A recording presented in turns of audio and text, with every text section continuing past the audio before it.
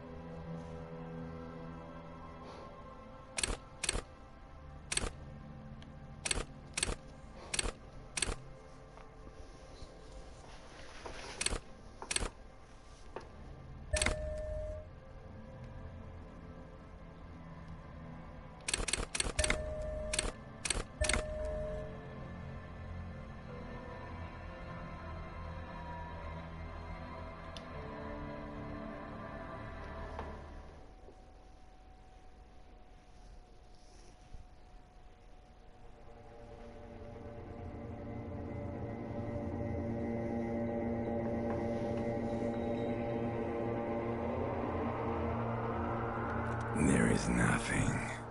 Only warm primordial blackness. Your conscious ferments in it. No larger than a single grain of malt. You don't have to do anything anymore. Ever. Never, ever. An inordinate amount of time passes. It is utterly void of struggle. No ex-wives are contained within it. An awareness creeps up on you. A mass lies hidden in your dead angle. soaking in some lurid acidic sauce. It's bloated and shameful. A ball of meat surrounding you. This is a terrible line of question. There. No ball of meat. No light in the formless nothing. Coming right up, sir. Smooth passage. All right. Nothing town to fuck all borough. Do you want me to upgrade that to a one-way trip, sir? The song of death is sweet and endless. But what is this? Like a fly to the ointment, your conscience sticks to it. The limbed and headed machine of pain and undignified suffering is firing up again. You can take it. You're a champion.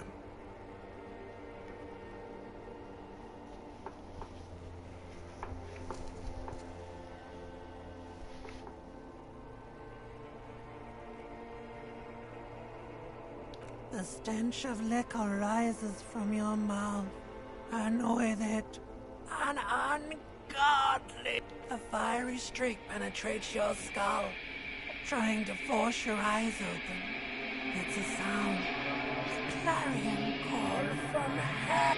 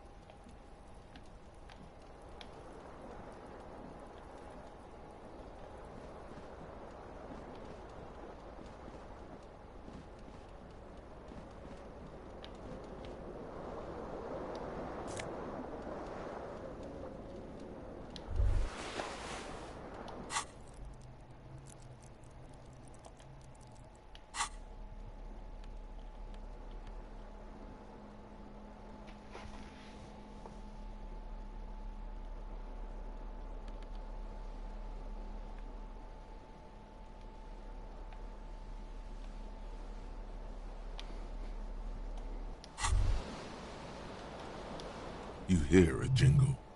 Keys are clinking in the pocket of your flare-cut pants. It says, whirling in rags, on the aluminium keyring. There is a single key on the ring. The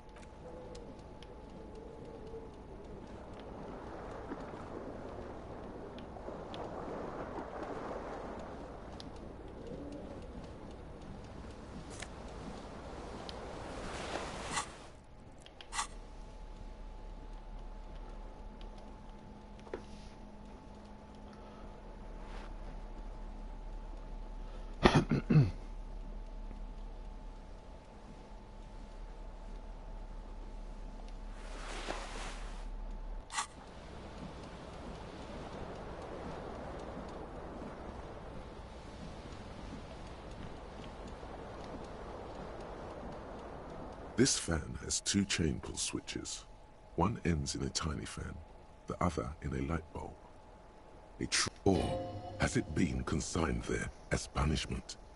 You feel as though this creature is your friend and wants to reattach itself to your neck so that you may continue your adventures together in this strange world.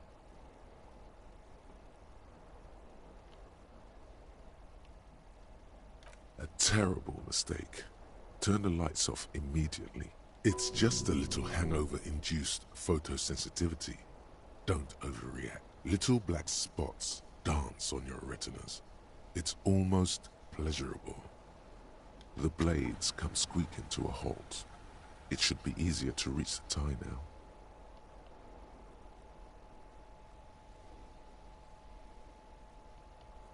The lights are off again.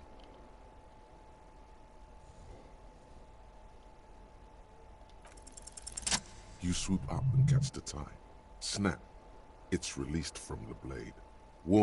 What you have in your hand is a fantastically colorful tie with 4 or 5 different patterns.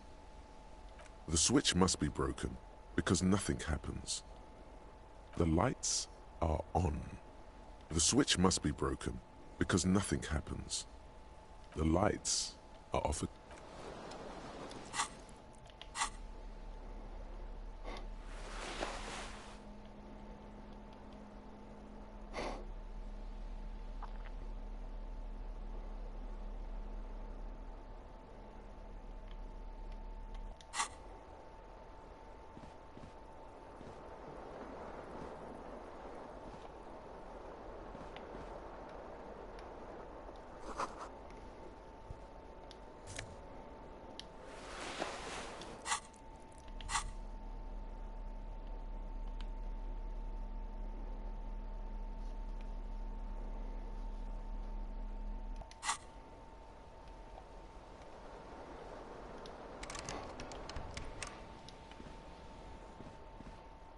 A mirror hangs above a bent and broken sink. In a fierce discharge, hot water sprays from the base and steam covers the mirror. Suddenly, you realize you have no memory of the face that awaits you there, underneath the soft vapor. Really, all recollection of the person you are, the people in your life, and even the world you're in has drowned. With all the synapses you've extinguished, it's a miracle you can even think this sentence. You've interrupted a true act of self-annulment here.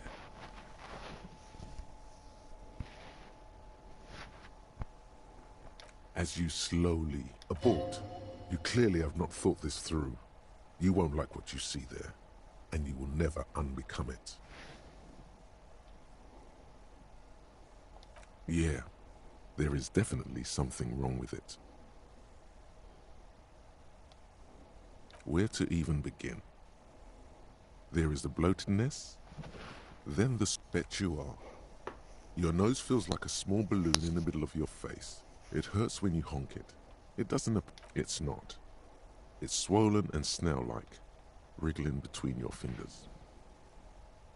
Don't be scared. It's only your face. It's not like anyone's. Behold. You have no idea who this thing is, do you? Whatever it is, at least it's dead now. There's clearly rigor mortis on your face. Oh wait, is that an expression? Are you trying to make an expression with that face? Please stop. It's horrible. You're scaring yourself. Oh my God. You can't stop. It's like it's not even voluntary anymore. What does it even mean? What is the emotion you're trying to convey?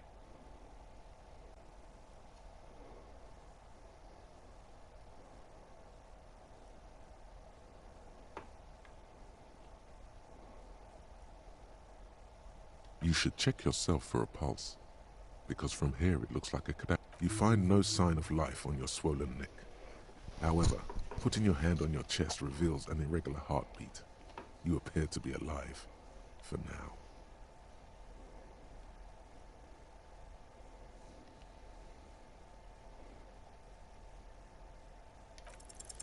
Like the rest of you, it comes from a bad place somewhere in the past.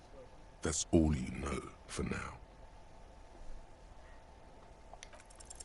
It's too late. Like an image on film. The expression belongs to your primary motor cortex. It would take a minor neurological miracle for you to cease producing it.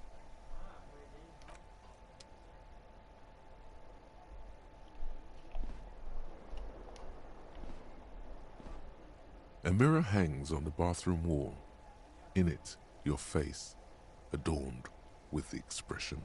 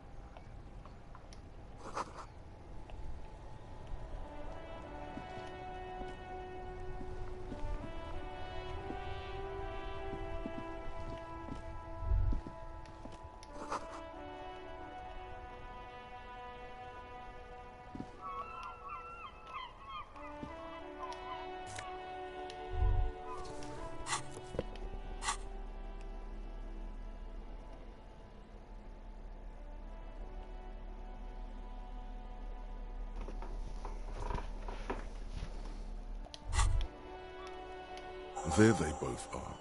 Two identical shoes, both copiously green and indiscreet, like two baby crocodiles. Good, they're balanced, comfy. Feels like the only good thing about you right now.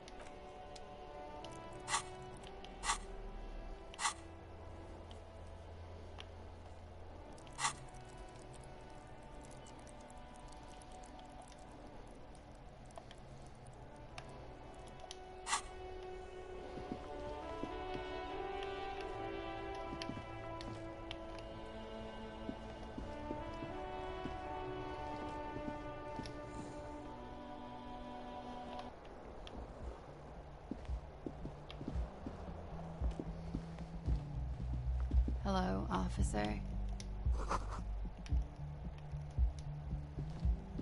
The young woman raises a cigarette to her lips. No.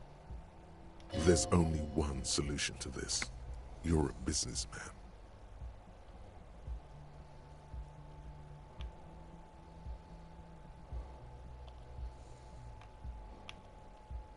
The young woman shakes her head slowly.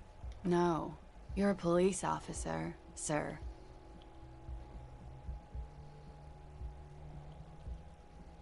I am, yes. Unless you've been feeding us a set of very well. You've been here for 3 days. On official police. Couldn't say.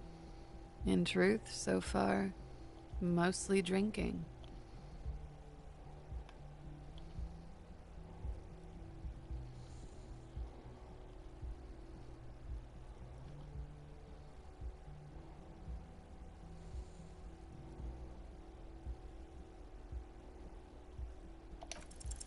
Try the expression.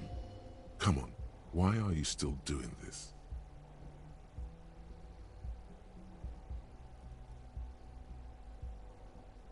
Alcohol raises testosterone levels, especially in men. The levels remain elevated after inebriation ends and the pain begins. You seek comfort. It's only natural. She puts out her cigarette.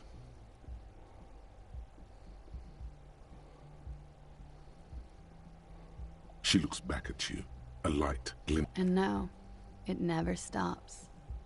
Goodbye.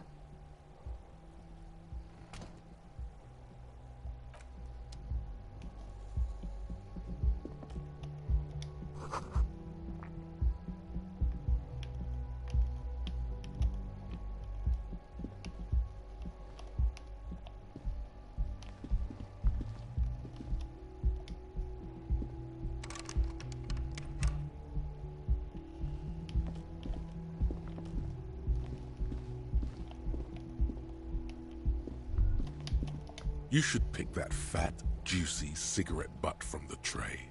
Light it up, the living shit. Your Mesolimbic reward pathway does not mince words.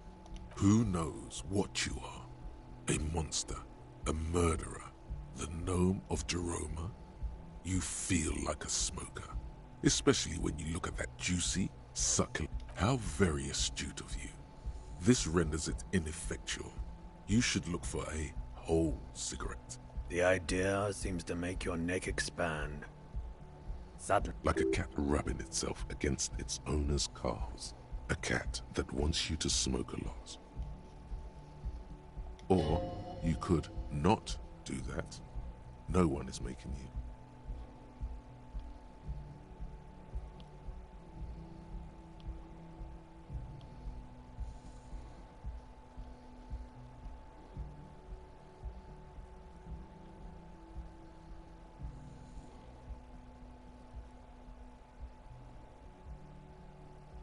Good. They'll make you stronger and better. You're too old to be cool now. But fine cigarettes. Plus, smoking them gives massive bonuses.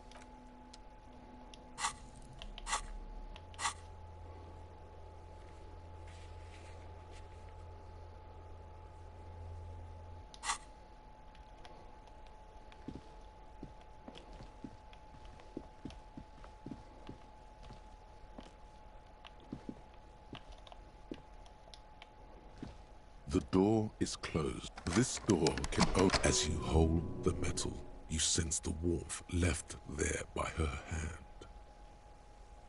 There is no answer. A tremendous loneliness comes over you. Everybody in the world is doing something without you. The door does not care. The door probably thinks you're a has-been loser too. You feel your fun. Still no answer. Still nothing. You should punch a fucking hole in it.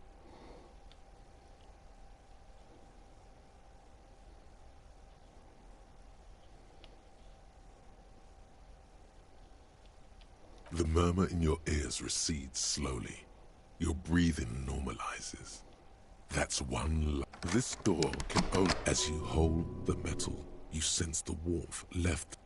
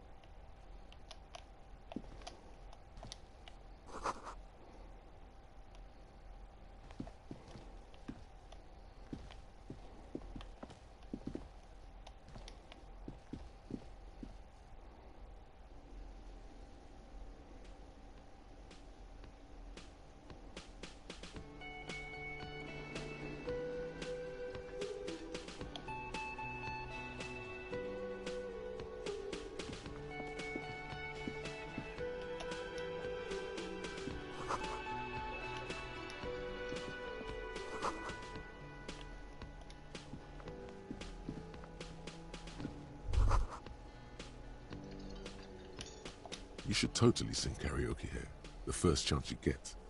Your emotions need to be expressed. People need to know your vast, oceanic soul. Utterly. And it needs to be heard. Through a PA system. By other people, whether they like it or not.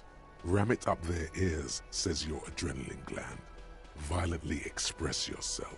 You have not yet stumbled on the right lamentation, but it's out there. It'll come to you. You will wreak havoc with it. Don't worry.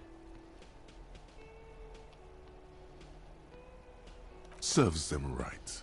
Wipe that smirk off their face with your sad, tragic song. Who's laughing now? No one. You have to find something tragic to sing first, though.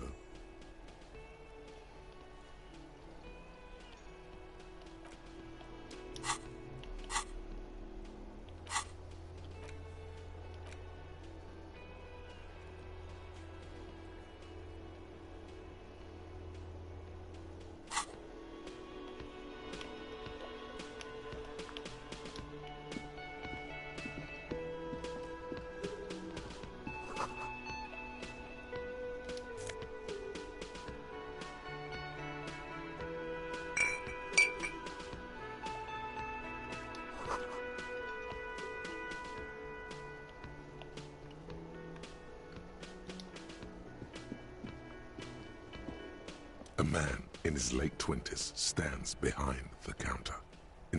That was disdain in his eyes. Even now he's purposely ignoring you. A competent work of taxidermy. The white and brown seabird lies among piles of coasters and drying mugs. One of it looks like the bird was ripped off the shield. That was something about it makes you feel bitter.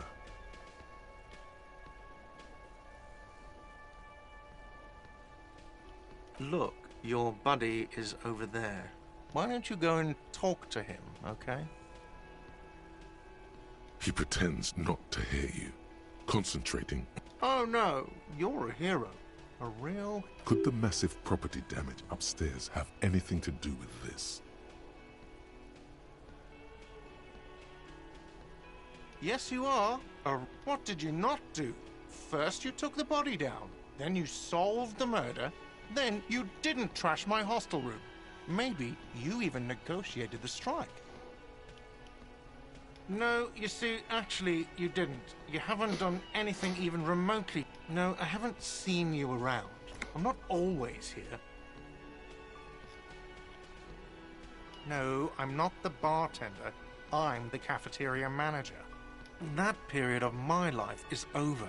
Not everyone who stands behind a counter is a bartender. I have 3 cafeterias to manage. 3. Sylvie tends the... She just, you know... There's something there, and it's not good. That's all you know for now.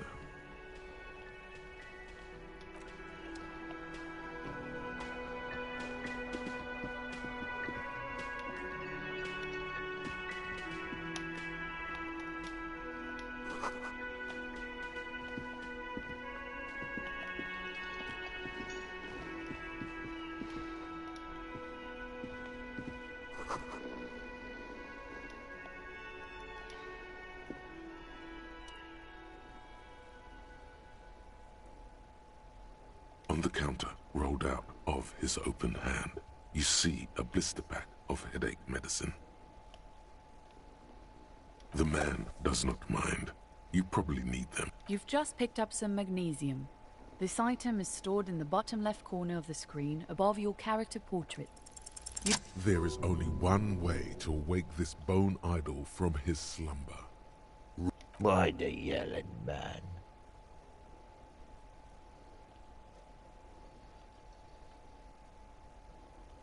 Wait, what? No, he was... Officer, even after a rude awakening, this dock worker respects the police. More than they usually do, at least. Indeed. Help yourself to... Thank God, no.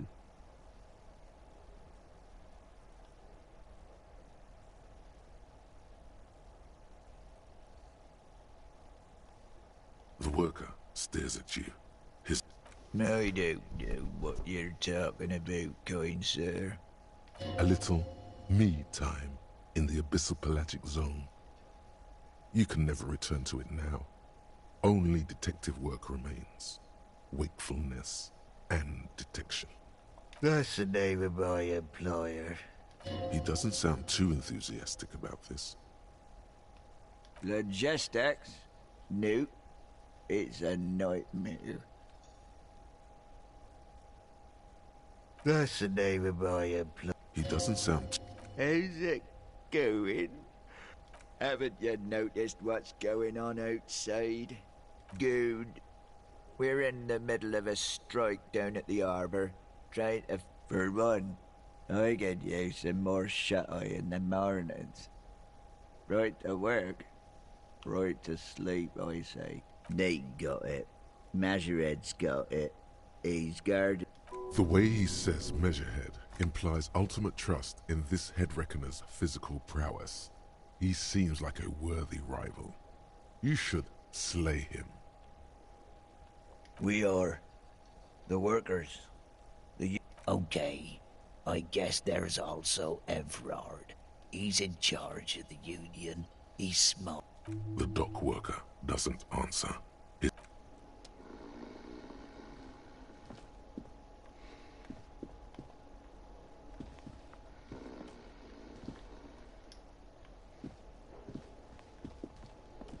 Hello, sweetie. You shouldn't keep your colleague...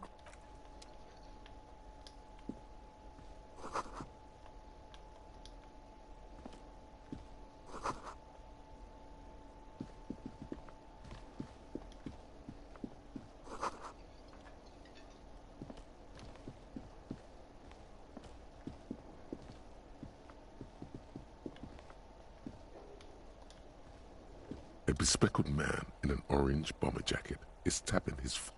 As you approach, if an assault were launched on this building right now, if the windows came crashing down and the whole world descended upon you, this man would hurl himself in death's way to save you.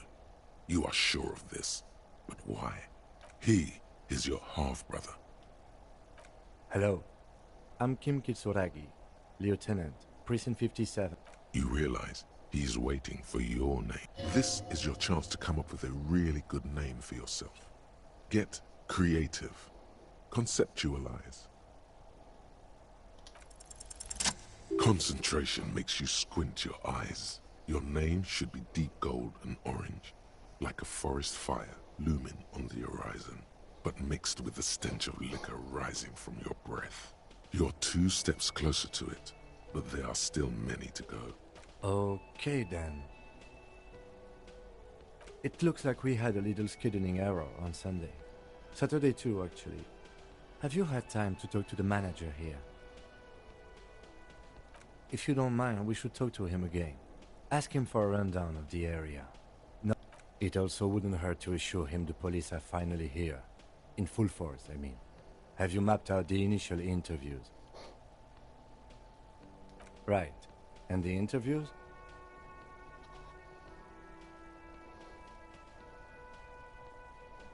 Good. But even if you haven't, have you removed the dead body from the tree? Mm-hmm.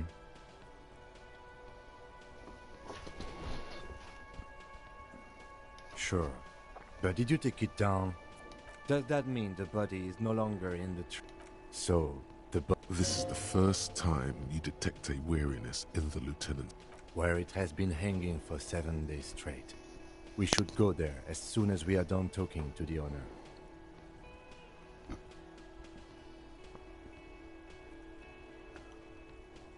I was sent here to meet a detective from Precinct 41. You have the insignia. I suppose you could be impersonating him. You could have gotten the insignia from the black market or forged it. But for now, I'm going to set those possibilities aside. I'm not from the Inspectorate General. Yes. They are not just white rectangles. They bear a halogen watermark with the letters RCM and I would ask you to step into the headlights of my motor carriage. But again, it's none of my concern. I just need you to do your job. You mean you don't have a badge?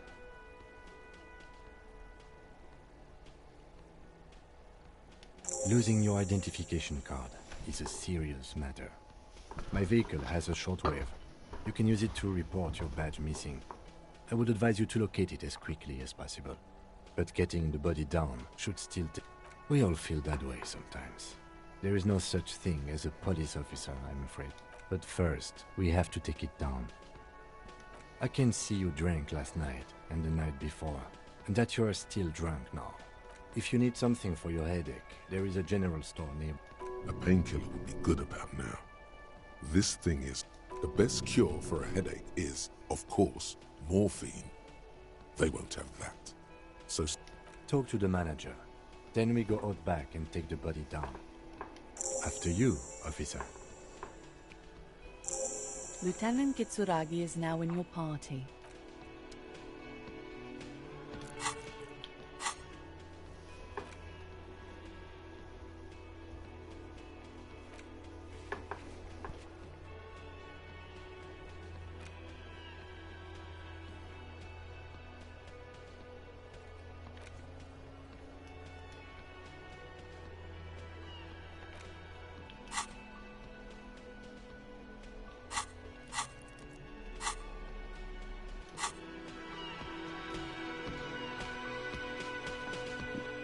Hello, sweetie.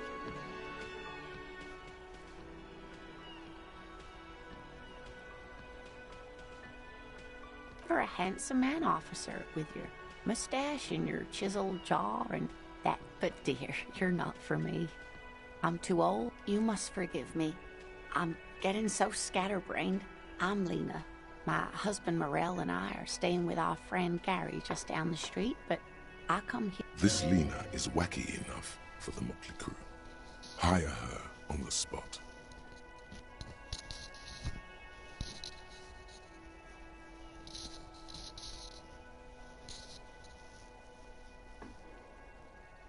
Yes, dear.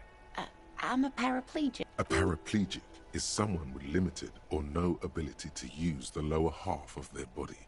Paraplegia is caused by spinal cord injuries, like falling from a great height. No, dear. I'm not quite that old. Although I was injured in the line of duty. Nothing so glamorous, dear. Though when I was young, I dreamt of planting the Revolution. I was a training and development manager at a rapidly expanding mail order. You'd think it would be a safe job, but I had to be everywhere, and well, once I happened, I was lucky. This was almost 20 years ago, and I was compensated exceptionally well. One can only dream of such payoffs nowadays. That's quite all right. I'm used to people asking questions. There is no bitterness in her voice. She accepted the curiosity her condition inspires a long time ago. Whatever do you mean?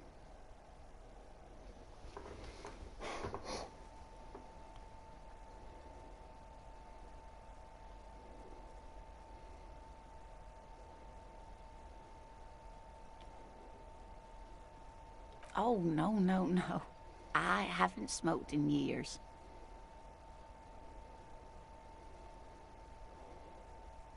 She shakes her head. Wait, maybe she knows where you can get cigarettes. Delicious toast. You would do well to follow her example. Smoking is the reason you feel like a rag. It's painful for you to even ask these questions.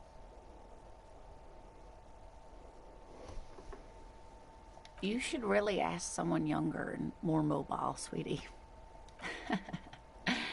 I'm glad you think so, but I still don't know where you can get cigarettes. Yes, officer. You look rather dazed. Like a stunned fox. But surely things can't be that bad.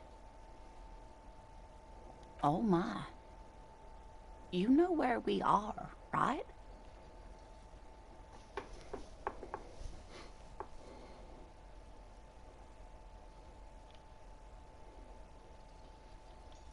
Now.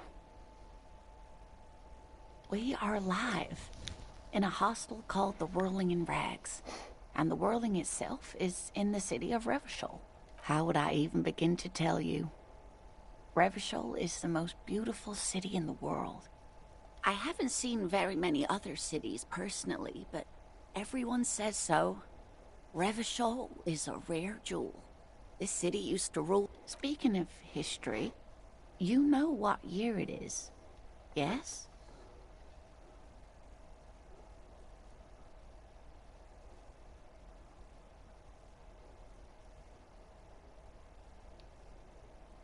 That's right, dear. How splendid. Here, take this pen. Knowledge should always be rewarded. Her relief is palpable. She was getting pretty worried about you there, but now she relaxes her shoulders. I can tell that this is taxing for you, so I'll just ask one more question. What regime are we living under? What mode of government?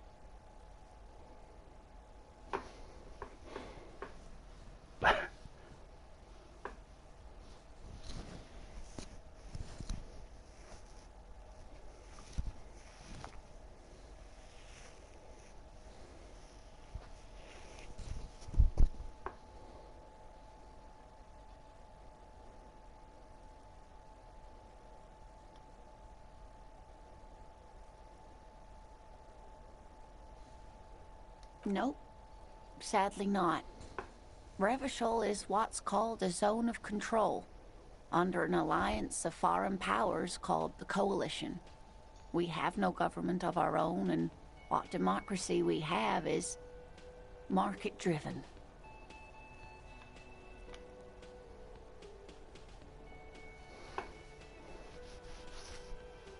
Oh dear. And you were doing so well. There aren't any cops in Revachol, not in the traditional... But we should stop for today, sweetie. You look like you need a break. Besides, I'm not the best person... She's scared now. She's realized you really are brain damaged. A defeat, I'm afraid. The people of this archipelago tried to build something new, something different. The rest of the world didn't like it, so they came and ended it. This was 42 years ago.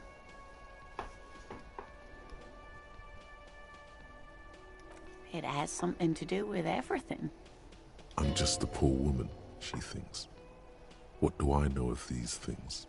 And how can I help you? You were doing quite well up until the end there. It does look like you're having trouble remembering things. A sigh. The lieutenant... But maybe a fresh set of eyes is what the world needs. And while I'm no doctor... She means this sincerely. Worrying won't do you any good. Someone more educated in sweeping matters. No. I'm not an encyclopedia. Of course. Then I don't know. Someone rich, maybe? Wealthy people are educated. Though I don't know where you would find a wealthy person in Martinez. Whatever do you mean? Sequence killers? Oh my. But A partner who needs you to help him get a corpse down from a tree.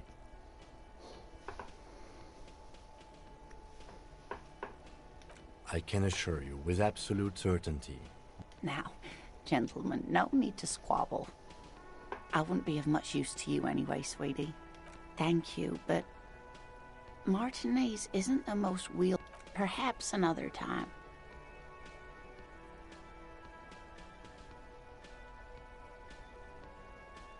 Whatever do you mean? Ah, yes. Probably Roll With Me by the Fletchers.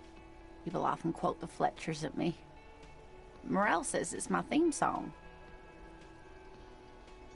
Of course, dear. Good luck with your case.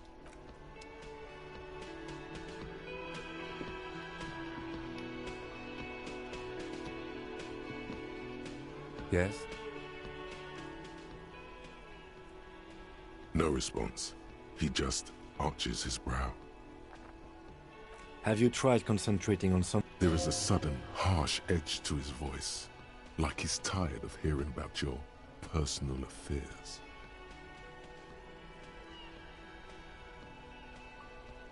Fine. We should get through this day first. Off hours begin at 9 p.m. If you're still having trouble then, I can give you an orientation. Not a fan. It's just... The RCN deploys a self-styled structure called the Decomptage as its chain of command. Every lieutenant is responsible for 2 sergeants and 8 officers. Try work. The case at hand. It can work miracles. Really? You look fine to me.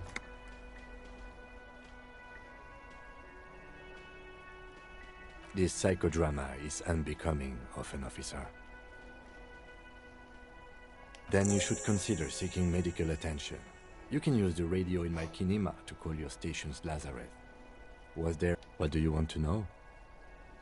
Maybe you can tell me what you do know, to help me narrow it down a bit. Do you want me to brief you? 3 days ago, the RCM Emergencies Desk received a report about a security guard who was found hanged in Martinez. An anonymous caller said during that time, the victim had been stripped of his belongings. The caller did not identify him, but used the word lynching. There is an ongoing labor dispute between the local dock workers and the logistics company Wild Pines. I was told we should approve a security guard or worker of some sort hired by Wild Pine. To find him or her is one of our tasks here. For now, all we know is that the tone was muffled. There's a strong prejudice against involving the RCM in what's seen as union matters. The dock workers' union is the de facto police in Martinez. Now it appears they've started executing too. We cannot allow that. That's us, the Revachol Citizens Militia. We're the police in this city. That's right.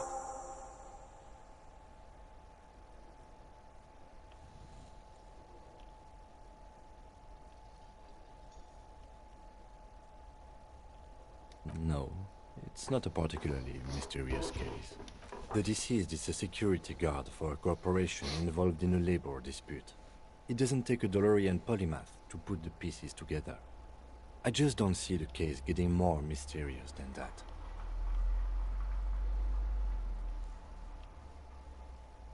I can assure nothing like that will happen.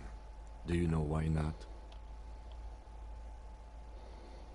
No, something isn't happening, because it's not part of reality.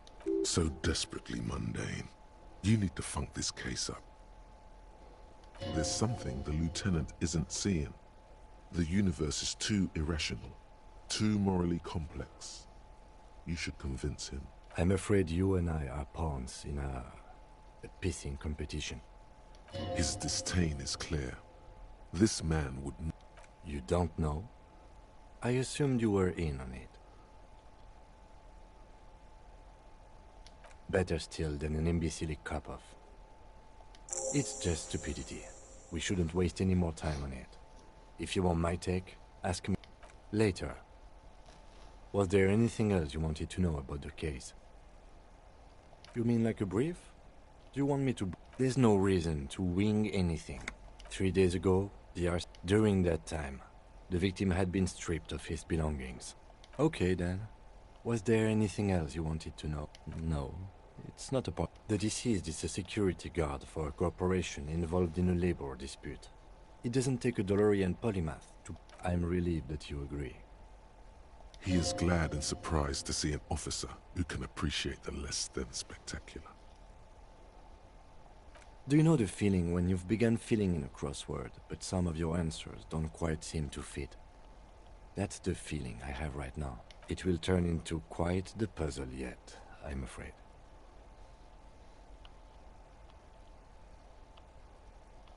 No. The deceased is a security guard for a corporation involved in a labor dispute. It doesn't... There was some interest in this case at my station, but not for the reasons you have in mind. Cut this boring stuff off immediately. You know what this case is about.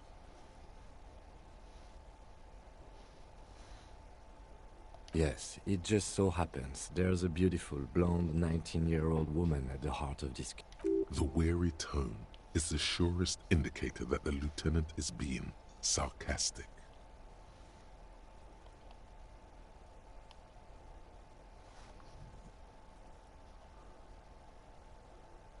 Extremely. It can still be an otherworldly sex mystery in your head, with a dark twist. He's basically challenging you to sex it up with some lurid twist. Don't get right into it. Sit on it a bit, then hit him. Good.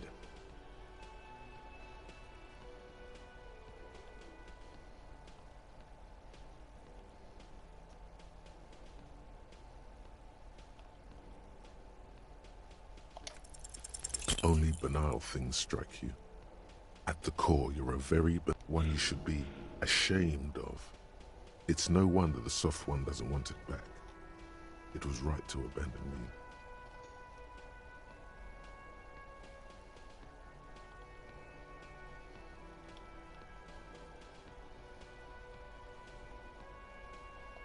me. Me?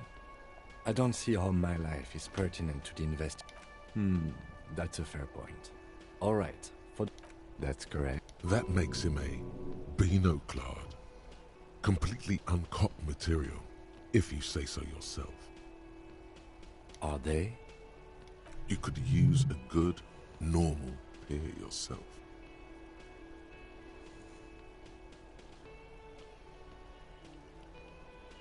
That's because I'm half Seolite, or quarter. My father's father was from Seoul. So was my grandmother, but from my mother's side. It's a part of the world, officer. A geopolitical entity, and a geographic division. I told you, you're barking up the wrong tree. I don't speak a word of Seolite. I've never met either one of my grandparents, and I've never been to Seoul. No. Your brain sends the signal to your lips, but they refuse the order. Something the matter? This guy's got authority off the charts. With just the flick of his eyebrow, he's able to make you his thrall. Nothing. You better hope he doesn't abuse his authority. There's a lot of it. If the lieutenant were an evil man, fortunately, he is a committed officer of the RCM. The lieutenant relaxes his eyebrow, and you seem to regain control of yourself. What do you mean? I have no idea. The lieutenant's conceptualization skills must be rather rudimentary. The lieutenant is a police officer of the old school. But this isn't an old school case.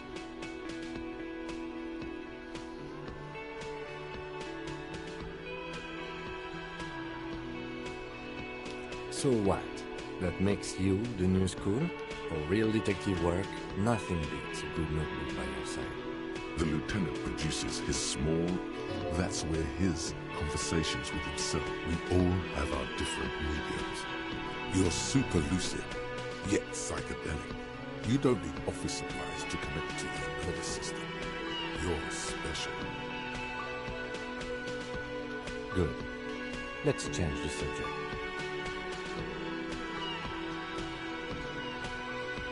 Excuse me?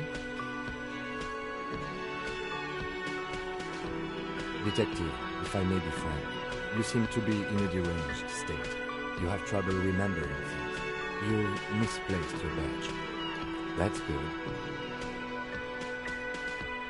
Some you time? This is a police investigation, not a journey of self-discovery. You'll still have your evenings to yourself. Please do. We wouldn't want your regiment to spill over into the investigation.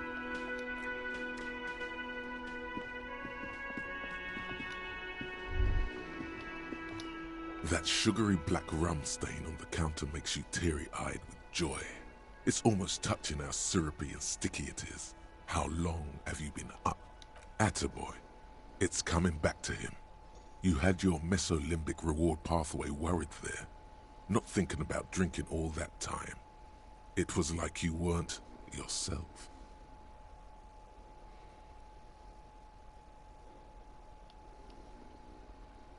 There he is, the old boy, the devil. You rascal, you. Let's celebrate right now by licking that steak. Calmly, the lieutenant looks out of the window, then to... What are you doing?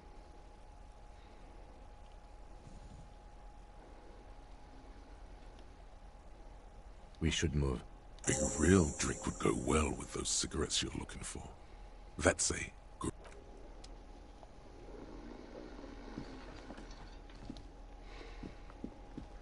The worker isn't a deep. Perhaps he's on his way to where you just came from. Into...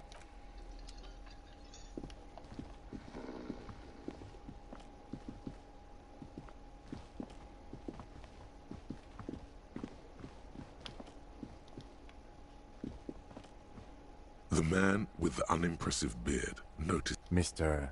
Gart, right? Yes. I am Kim Kitsuragi from Precinct 57. This is an inter-district investigation, so joining me from Precinct 41...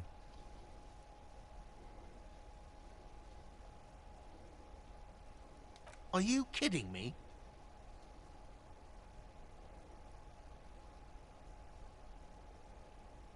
It's you. It's obviously you. You smell like... See? Everyone agrees it's your color scheme. Is this what you get when you call the police now? We've been waiting for... Sir, I understand your concern, but we are here to... Yes, of course. For a moment, the cafeteria manager fidgets under the lieutenant's gaze. I know it took us a while to arrive at the scene, but it also took you a while... No, I only just got here. It was probably Sylvie who called... Do you have her number? As a matter of fact, I do. You said you just got here. From... What, of Martinez? No. I live in Jamrock. I only... But you still know your way around, yes? Yes, I know where some things are, but as I said, I didn't imply that. Detective. I have everything. You?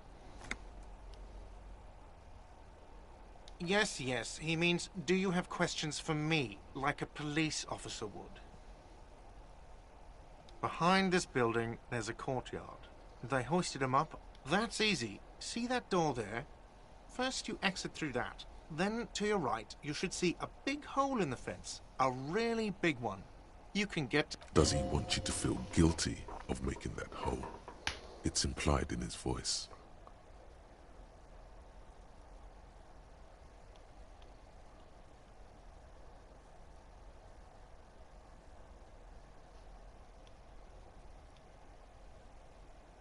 I don't know who killed him. I'm not the police. What are you, crazy? Suddenly you tense up. Blood is being pushed to your muscles. You should hound him on this. Hound him hard. No, I didn't. I didn't. I don't appreciate this. What is this? Do I have to answer him? Is this mandatory? The lieutenant stands motionless, his expression unreadable. What are you, an idiot? I told you He ignores you. She went away because none of your business. Oh my god, what is your obsession with... Maybe it's he who's obsessed with this Sylvie person. Certainly sounds like it. Let's go. Not so fast. You owe me a... No one is saying the multi-pattern necktie you found tied to the ceiling fan can talk. No one. It must be merely... Let's bail! Time to push the eject button! Sounds like a responsibility! You don't like those!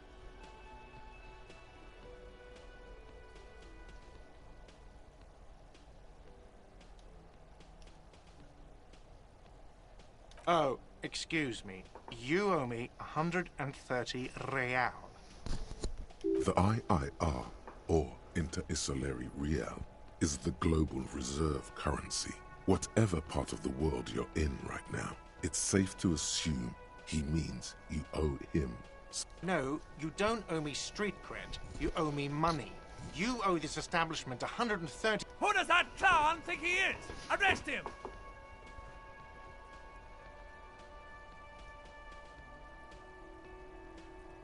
What are you, a philosopher?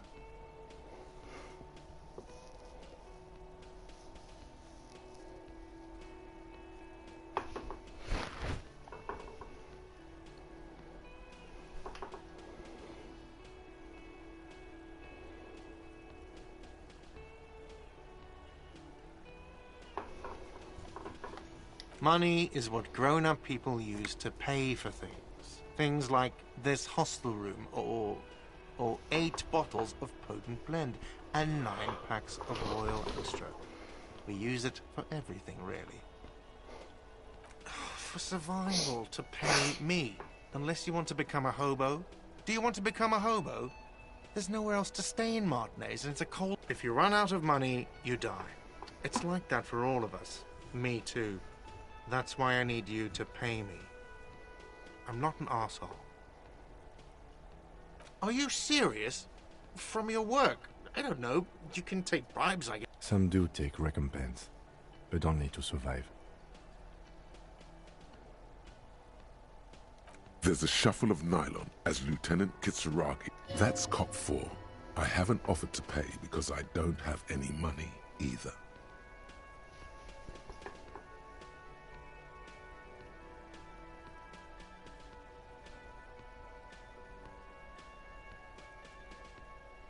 No one is saying that! No one is saying that Ty can talk! That would be ludicrous! It's just that you should arrest him! It would be wiser! He wants to take your money!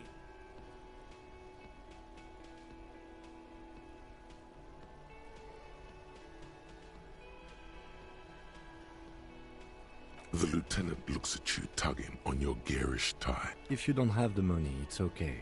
None of us are in this for the wages. Let's see. 3 nights at a tariff of 20 real comes to 60 real. Then there's the window you annihilated.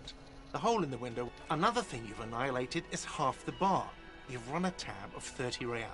Actually more, but we'll round it down to 30 for your hard work maintaining the stability and order of Revachol. That's 60 plus 40 plus 30 equals 100. You can't arrest me. I haven't done anything.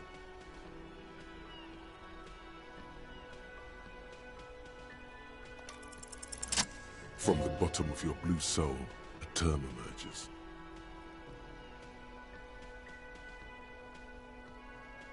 But it's not inane. You owe me money. It is cruel of you. A man has been killed. File a request for compensation. Okay, you'll only have to pay for the window. And the drinks. That's 70. I'll get the rest from your stupid station.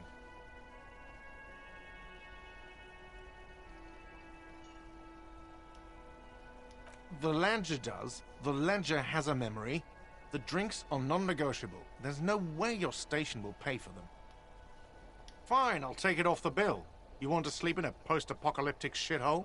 Go ahead, but I'm not giving you another room. No, not cool. You still owe me 30 for the drinks. If you don't... That's enough now, sir. Good day.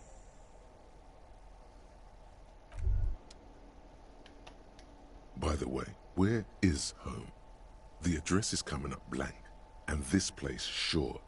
But you've been at this hostel cafeteria for only 3 nights. Where were you before? You had to be somewhere. Why did you say that?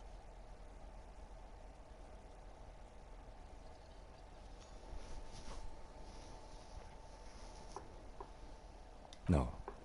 But isn't that an expression, not a place? A saying, up on Marvel Hill, a great high place, one that is impossible to climb. That doesn't sound like somewhere you can stay if you run out of money.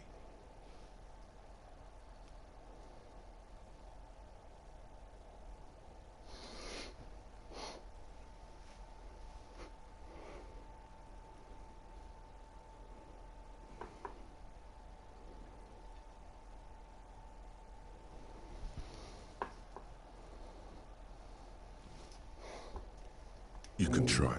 Run some addresses in your head when you get the time. Maybe a street or an apartment.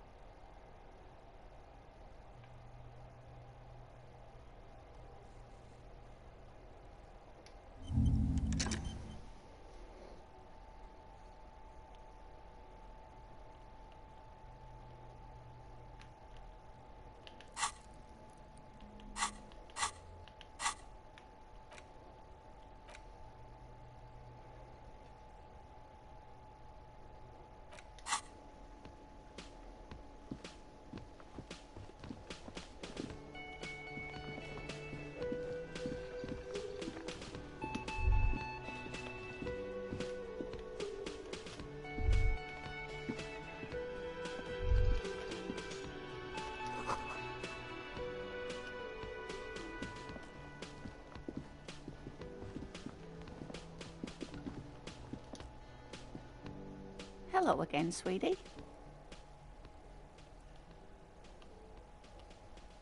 Oh, sweetie, I heard your conversation with the manager about your financial... If she could, this woman would feed and clothe you.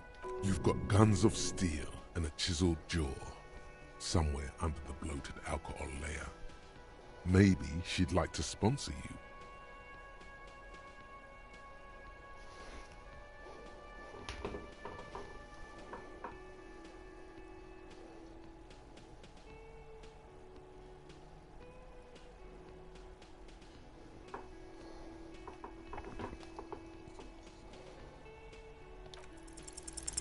Try to force a tear out of your duct.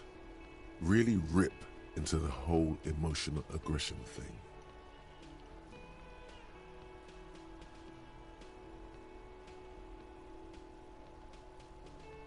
Officer, get a hold of yourself, please.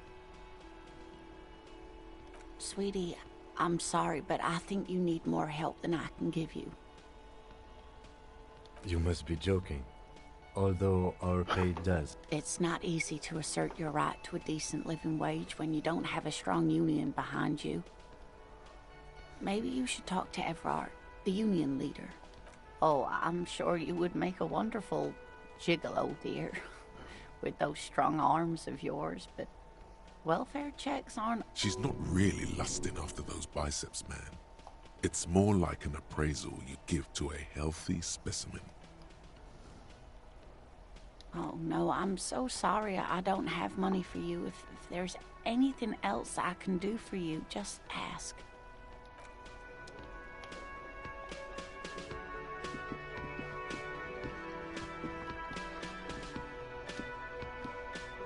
Yes?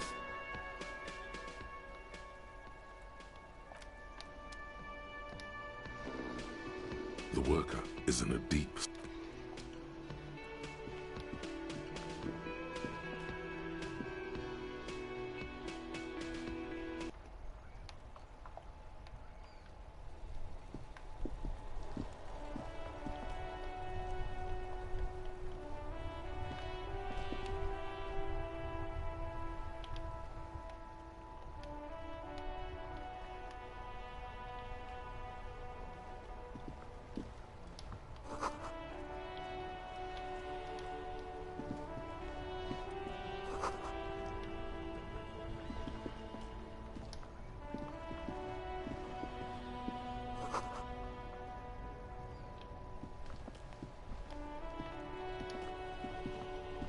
The RCM in Martinez.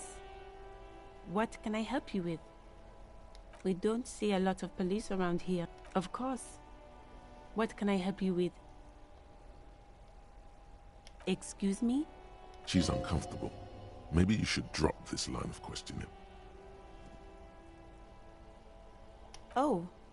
Well, I didn't write it there.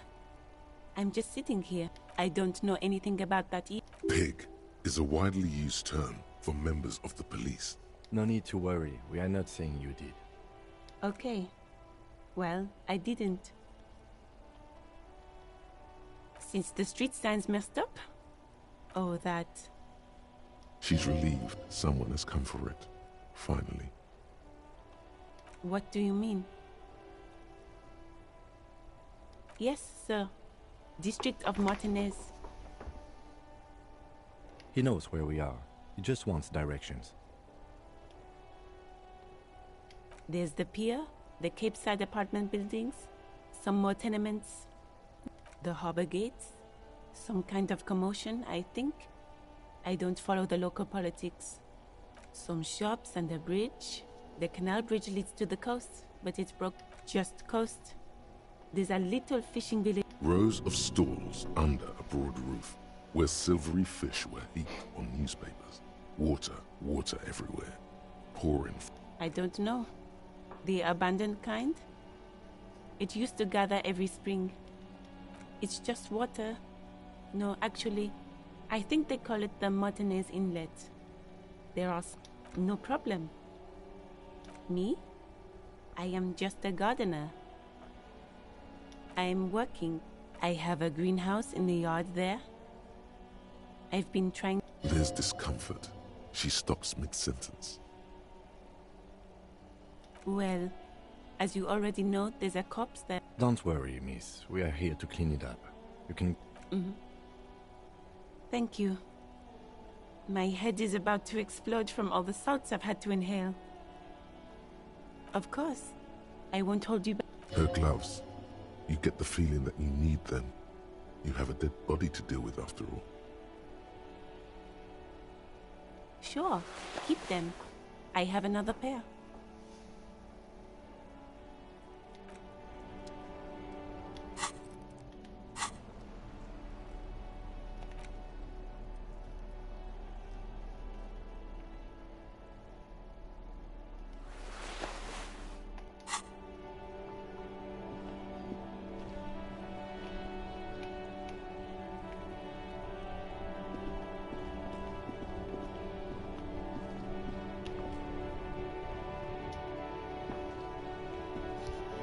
Before you stands a motor carriage. Vapor emanates from the large engine. This must be the infernal machine, that toy from oblivion. In the cabin, you are welcomed by a set of steering levers, a radio microphone on a hook, a pull-out toolbox under the seat, and the soft glow of the fuel preheater gauge. This is the Caprice Kinema, my motor carriage. Motor carriage, motor carriage. Something bad with a motor carriage. A dark lump rises in your throat.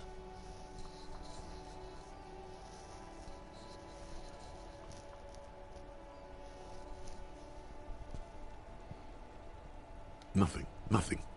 It's probably nothing. Forget I brought it up. Please proceed with the carefree lollygagging. The Caprice motorcar does provide most of our patrol vehicles, yes. Yes, sorry about that. The Caprice Kinema does have a rather... He says it with very badly concealed pride.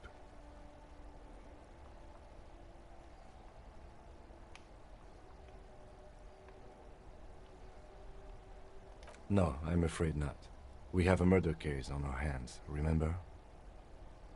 In the cabin, you see a set of steering levers, a radio on a hook, a pull-out tool, a metallic drawer slides out from under the seat. Take what you need, officer. It's going to be a long case. He's clearly a little protective of his tools. But what can you do? Work is work. The pry bar, cold and heavy, like truth. You feel useful for opening all sorts of doors and lids. The handles are long and sleek. Snap, snap, go the cutters in your hand. It's robust, weatherproof, and well-made. Lets you see things in the dark you would otherwise miss. The pull-out toolbox slides back into its nest. Preheater gauge casts a warm glow on the steering levers and the radio on its hook. As you tap on the gauge, the indicator pin jerks as if startled. It's in the large orange sector. There's no use pressing the heat button. It won't start. Translation. We're not alternative translation. Don't even think you can drive my MC. The white suede feels luxurious under the touch, and the metal clutch handle so very familiar in your palm. The frequency tableau lights up, and the green button, the soft purr of electrical kittens. Radio. This is Precinct 57. Hello, Alice. Please assist our colleague from the 41st Precinct here. I'm putting him on. This is Officer Alice Demetri, Precinct 57. How may I assist you?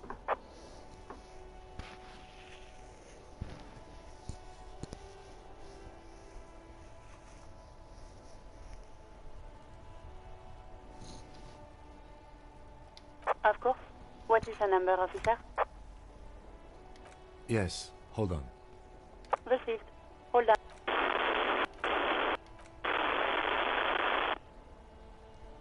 Give it a minute. She might be busy at the moment. Officer, I have Sylvie. Yes, hello?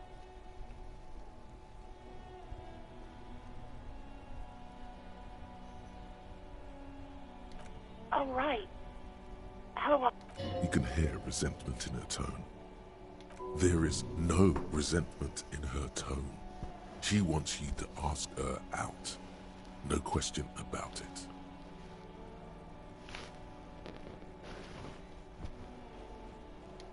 No, absolutely not.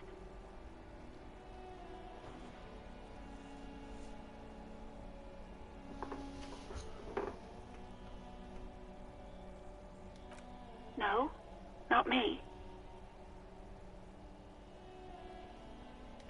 No, sorry, I don't. People don't have the money to have the cables put in again. It was someone else. We'll find them sooner or later, officer. It just might take a while. What? Of course it bothered me. But I thought the Union already knew about the court. No one calls the police. The Union would get angry. You know, what the Union says goes. People listen to them and they take care. Garbage.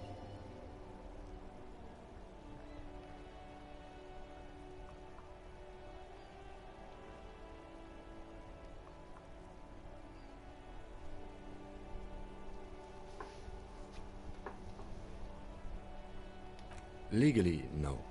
In reality, yes. Martin... Words are not necessary to feel the lieutenant's discontent for the situation.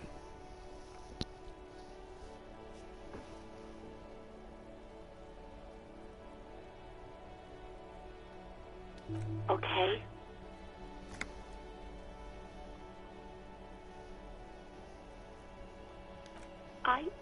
Push her further.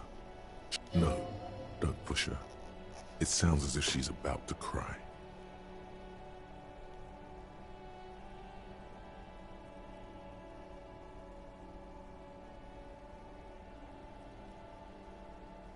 You do?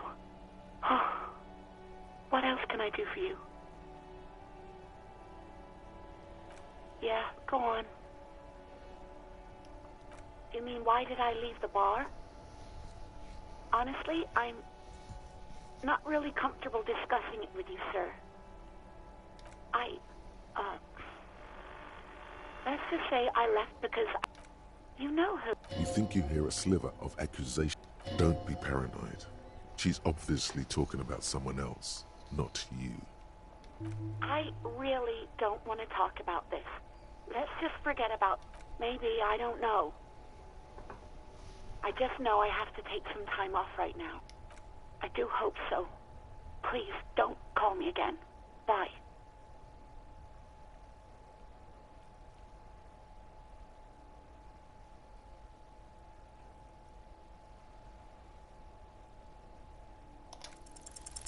No, she doesn't have a problem with you. It must be someone else she's angry about. Some other guy. Like Gart. You know women and their constant problems. Yak, yak, nag, nag. How's one supposed to get the love going like that? That's where you step in. You're Lieutenant Love, matchmaker extraordinaire. Help the poor girl out, lest she turns into a spinster.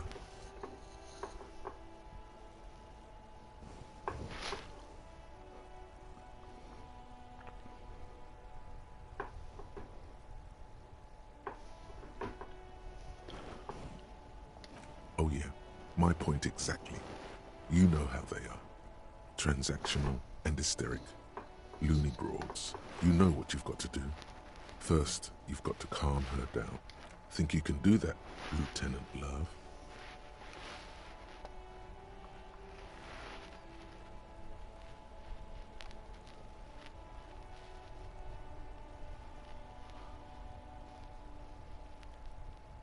No. What?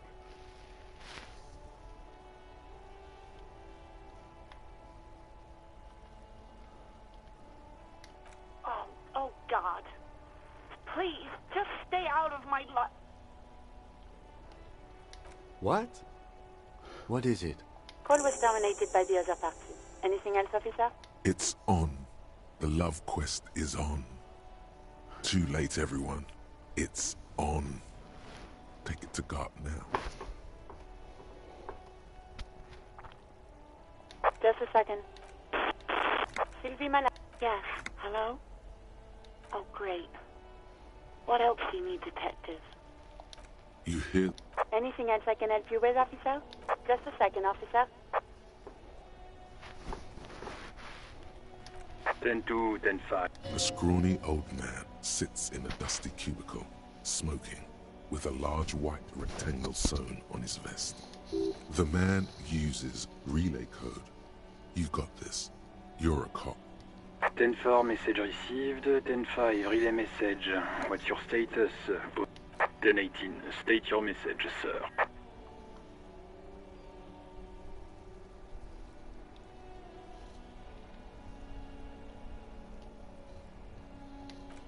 I hear you. I don't have the authority. Is it him? What does he want? He says he needs money. Don't give that asshole anything. All right. That's a negative on the additional funds, sir. Over.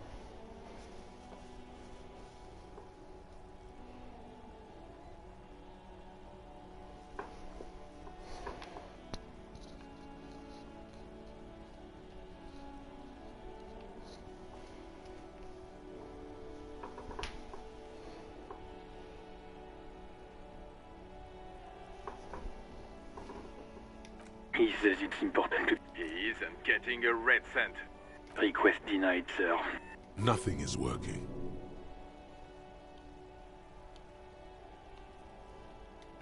Anything else, sir?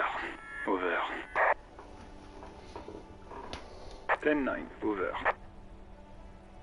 10-4, message received. This is a very serious situation. I need to 10-20. 1022, the captain. This sounds bad. Any other good news? He's saying he lost his... He what? He lost his badge? This is Communication Officer Jules Pidieux, sir. You mean your partner? Over. What is he saying? He's asking who you are. I'm his goddamn partner. It's your partner, Satellite Officer Vicmar, sir. Did he lose his memory along with his fucking badge? Who lost his badge? Dick fucking Mullen. Who do you think? It's Officer Dick Mullen from the bestseller Dick Mullen and the Lost Identity.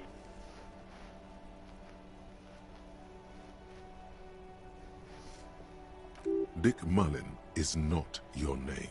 It's the name of a fictional detective. Defend yourself. Immediately. They're laughing at you.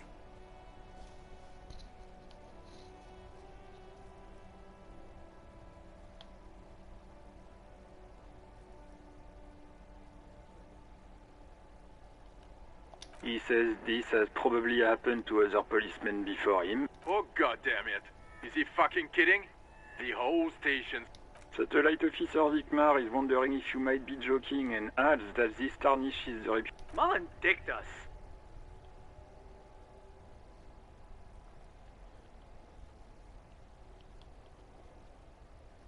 He's asking you to stop. Of course it's serious.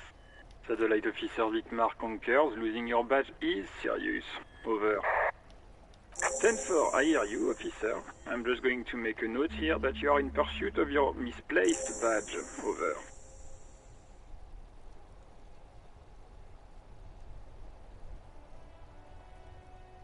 Fuck me. Mac, come here. You've got to hear this. What's going on? Super Cop here lost... He lost his badge. He lost his goddamn fucking badge. He asks you to please stop saying it. Why? Did he find it? Sergeant Orson was wondering if you found your badge. You don't have a comeback. Sorry. It's hard to think like this. He's not replying. Looks like he's still looking for it. 10-9, come again. I didn't get that. Over. New heights even for Captain So. Ask him. Ask him if he's lost his gun. Sergeant Orson wants to know if you lost your gun too. Check your pockets. Check your... Holy fuck. You don't know where it is, do you? No. It's gone. Don't sweat it, Bratan. You don't need a gun to have fun. We can... 10-9, come in, officer. Did you get my question? We were wondering about your gun. Over. Lying? Over the phone? It's easy. Just say it like it's the truth. He says he didn't. Thank God for that. That would have been a nightmare. Losing his badge is bad enough. Tell him to find it, and fast. We can... We're all glad to hear you've not lost your gun, officer. You need further assistance. Over.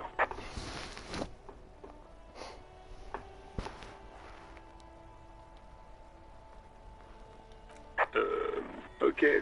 Wait. Before you say anything stupid, think it through.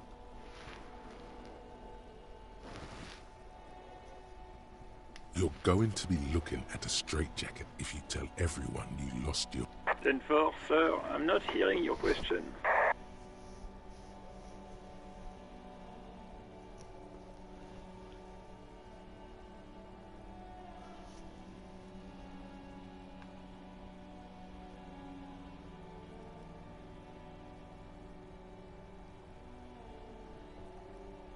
What?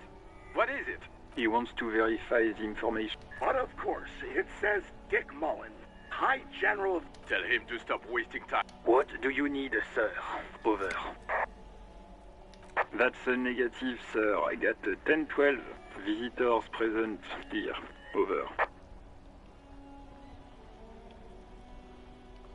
10-9, repeat message. I didn't get that, sir. Over. Sir, I will not have you talk to me in this manner. Over. What? What is it? He seems intoxicated and keeps asking. Mullen's drunk and emotionally aggressive. That? Wrap it up. Don't indulge in his drunken antics. 10. Excuse. You probably don't want to continue on this road.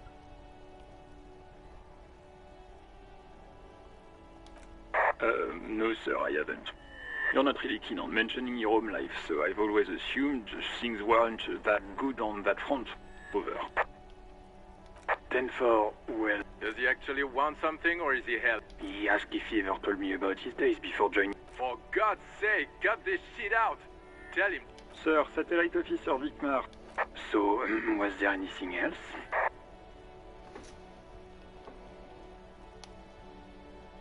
Understood, sir. Over. Roger that. 10-10. Over. 18 kilometers to the south, in the 41st Precinct's relay booth, a small crowd has gathered around. The small room is filled with cigarette smoke, a buzz. What is going on here? Did something happen? What happened is my partner made contact, and it's not good. He's lost his badge. Mac, the torso Torson, is finger-fucking his fist, laughing hoarsely and apparently telling some... Yeah, Mullen was fucked, alright. Yeah, Mac's right. This was some gnarly Enough! None of this is funny. It's fucking sad. That's what it is. We must help him. Yeah? How do you fucking plan to do that, huh? Get him off the drink? Go jogging with him in the morning? I just know we can't give up on him when he's at his weakest. He wouldn't.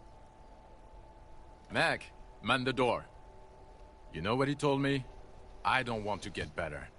I want to get worse. Those were his words.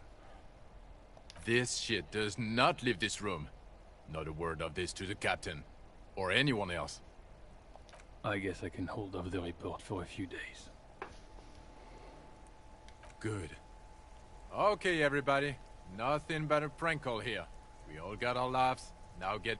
Far north, on the other side of the motorway, the officer quietly hunches with his hand in the motor carriage.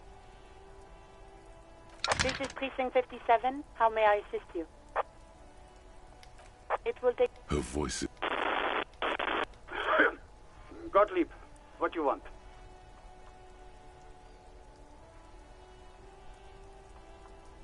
Oh, it's you.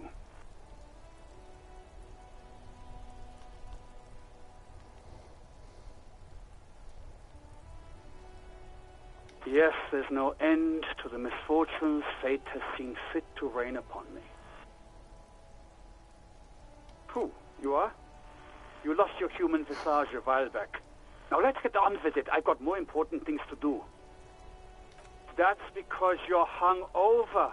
Even the radio waves coming from your direction smell like liquor. That's the tiny vessels pulsating from high blood pressure, stupid officer. You might be sustaining permanent damage to your vision, as the busy kind. It's not life-threatening, just annoying for you. I've got more important things to do here. And you survived it. Sort of, but by God does it burn in your chest. Even better. Anything else? I wouldn't worry about that.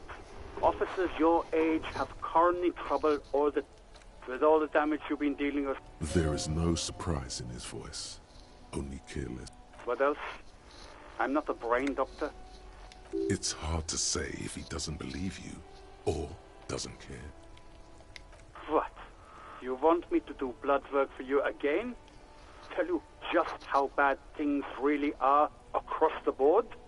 You want another rundown of everything collapsing inside your body? You want the real, honest-to-God truth? Stop drinking, eat magnesium and vitamin D. Our station is not a retirement home. So it's political. You're being neglected because of political reasons. The money is probably going to some old, oily...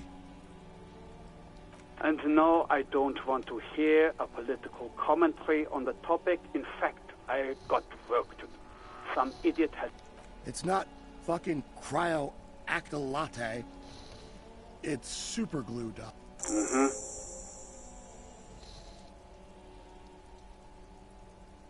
Anything else I can help you with, officer? 57's over and out. In the cabin, you see a set of steering levers.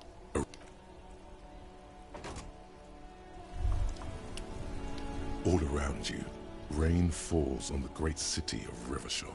The spring thaw must be here. The snow is melting. Looking up at the sky, cold water dripping from your hair. Grey sky like great battleships, clouds colliding. Your shirt sticks to your chest. The shoulders of your disco blazer grow heavy. The cold finds its way in under your skin. You shiver. Sheets of rain over the water.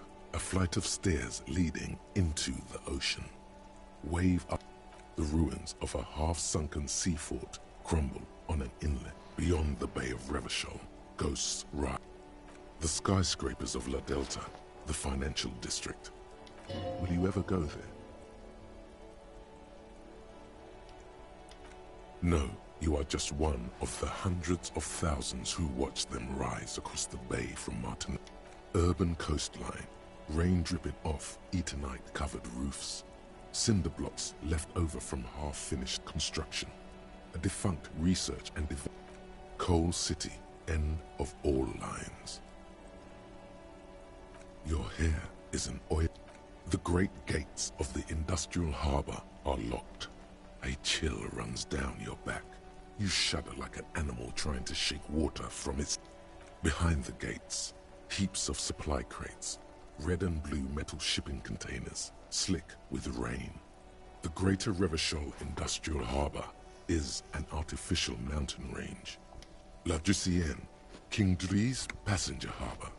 Cruise ships flanked by dock arms, cranes watching over the map.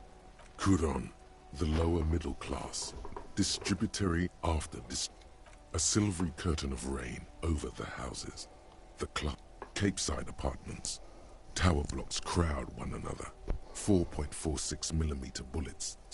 Hallways collapse from the mortar hits of a war that was lost long ago. Clotheslines go to a yard. Rain falls onto the roof of a woodshed. Coal leaks into a puddle beneath a dead man's feet. He swings from a tree. A traffic jam.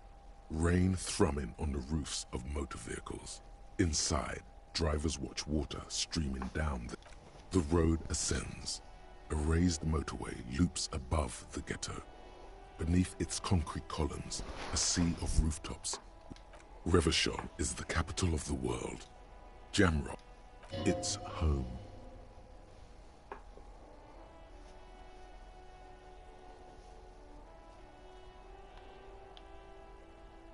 I have a brother in the cut. Where the wood at?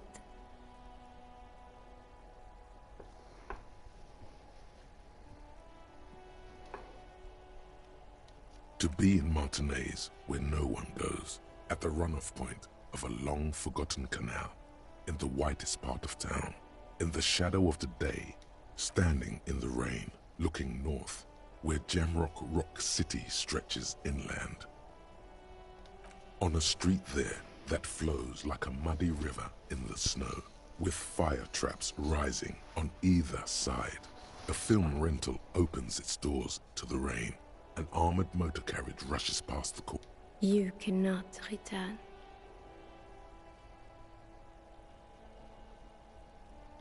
In the rain-swept distance, above the rooftops of Jamrock, a repurposed silk mitt. Your vision blurs. You wipe your face with your hand. The rain stings your eyes, making you look up. Coalition aerostatics hang like apparitions under the cloud cover.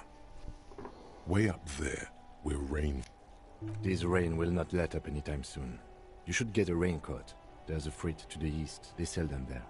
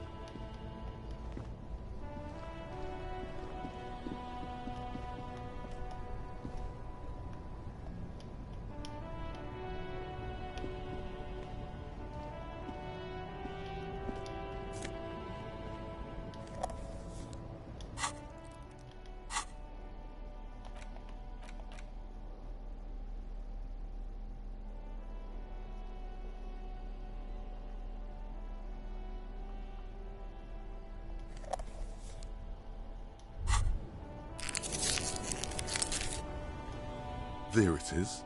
A brave little army in your pocket. You picked the best one. This soldier... Oh yes, Bratan! Please light up! You need a trooper between your lips right now! Calm your shit down! Go to Pleasureland! Get a load of this rock and roll cop here, people. Johnny Thundercop fishes a cheap lighter out of his pants. Thick, warm smoke gets sucked down into your lungs. Immediately, you feel a warm nostalgia fill your head, body, and soul. A nostalgia for your... In the bottom right corner of the screen, there's a cigarettes button. Cigarettes gives +1 to intellect skills. Logic, rhetoric, conceptualization, visual calculus, encyclopedia, and drama. This is good before a white check, but damages your health.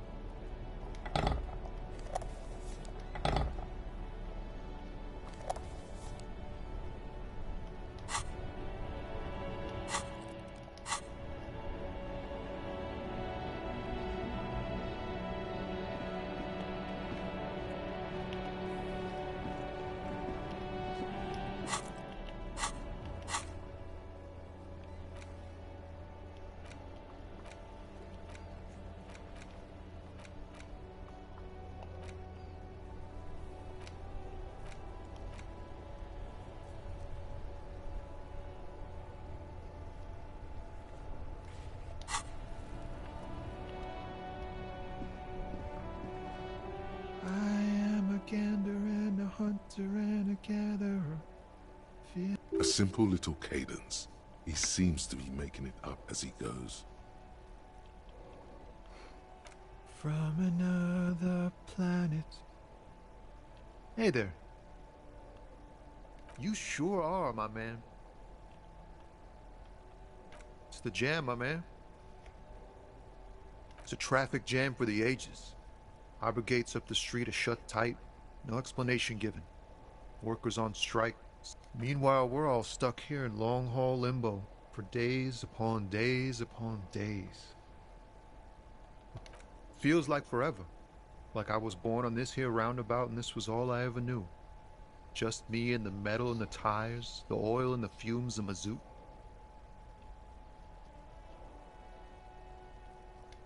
Yeah, imagine. It's been a whole week already. Behind the laugh, however. So tell me, what do you need?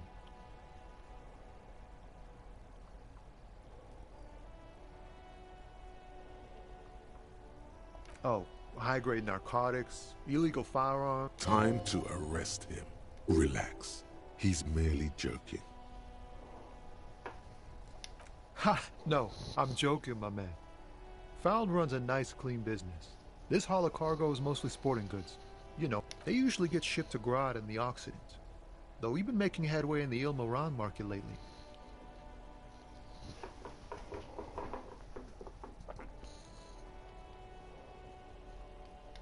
Not unless they've illegalized sports equipment while I was on the road. This rockin' beauty. Sure is, like a rash you can't get rid of. You interested in heavy-duty cargo machinery? A motor lorry, also called a camion, on Caillou and neighboring islands. This one looks roughed up enough to be some sort of found rust bucket. Good eye, my man. Yup, she's an old one, but reliable. Me and her... There it is again. A little touch of sadness beneath his cool. He thinks he's spent too long in this lorry.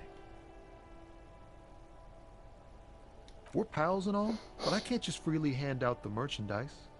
The bosses won't be happy. The man taps his fingers rhythmically against his arm.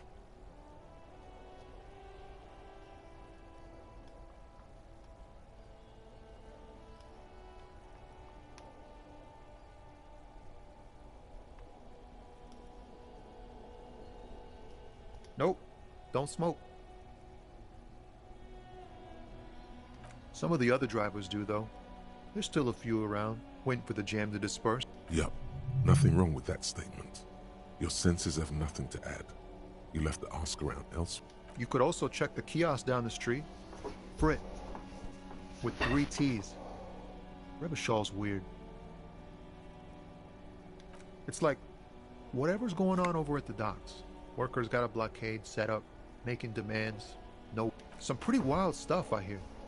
Like a giant new power crane in half the company? I forget what exactly. I've heard talk there's a company rep in town too. Like a strike negotiator type. They... Ah, yes, from the Wild Pines. We'll meet her soon enough, I'm sure. They want to keep that money flowing in, my man. Ka-ching. He doesn't blame them, but he's not on their side. That's for sure. Anything else? Yeah, this ain't really my area of expertise. I just do my job and get paid. I have things... Us lorry drivers. Camionneurs. You still hang around here waiting for this mess to end. Most have scurried off somewhere, to get drunk or high. Not my thing. Chasing transient pleasures is a drag these days. I prefer the examined life now. Thinking, reflect... What's better than chasing transient pleasures? The more transient, the better. When one's ended, you can get onto the next one.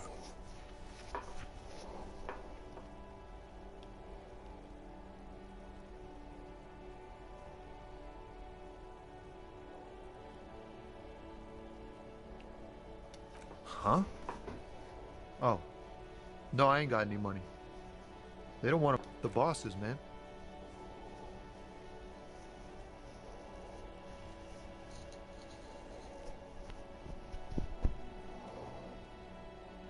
Yeah, it sure ain't good for me. Or you. I'd spare a coin or two for a city cop down in his luck. If I had saved 4 myself.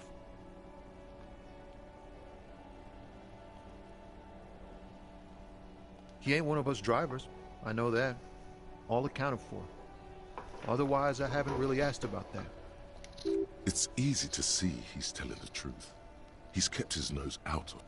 Analyzing the fundamental structural and psychological conditions of being stranded in the midst of a sea of motor lorries and their sad, despondent chauffeurs.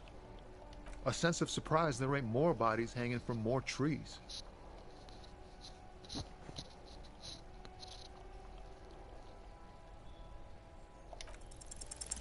In his eyes, an unfamiliar longing, flecks of brown and gold. It's hard to say. His gaze wanders southwest, down the street that goes beyond the horizon. The road continues for miles, flowing together with other roads, turning into causeways or bridges, ending suddenly in dead ends, or ramping up or down highways. Above the Jamrock Quarter, in the form of a raised motorway, and then the never-ending sprawl of Forburg, to the old south, to the farthest outskirts of Revachol, through the checkered fields of farmland, upstream to the river Esperance.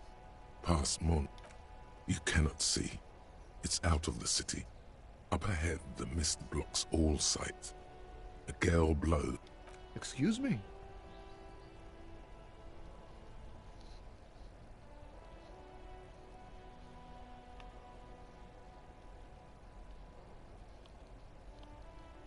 Man, I don't know what to say.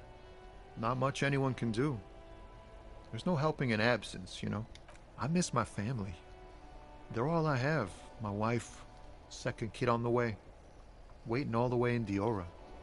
And here I am stuck in this shit, so far. Diora of the Seven Seas. It's on the other end of Le Caillou, pretty much. On another island called Laurentide, off mainland. We've got a little place there. What's it like? Good. And bad. An ache that brings you joy. I think of them a lot. I dream up these silly scenarios in great detail of living with them. It comforts me. What about you, Copman? Is that what it is? This feeling? No, it's scarier than that. You're pursued by a hunter, smelling of apricots and sorrow, and the past.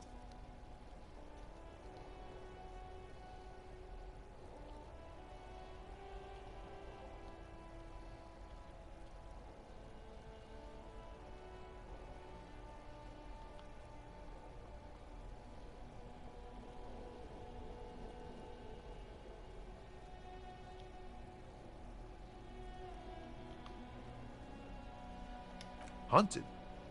By what?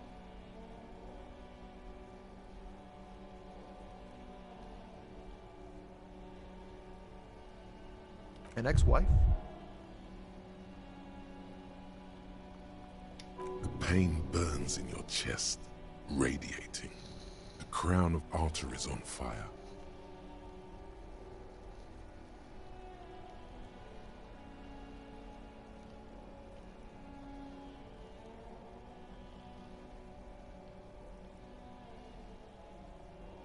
Plainer hunter. Wow, that sounds really bad. I hope that doesn't happen in my marriage.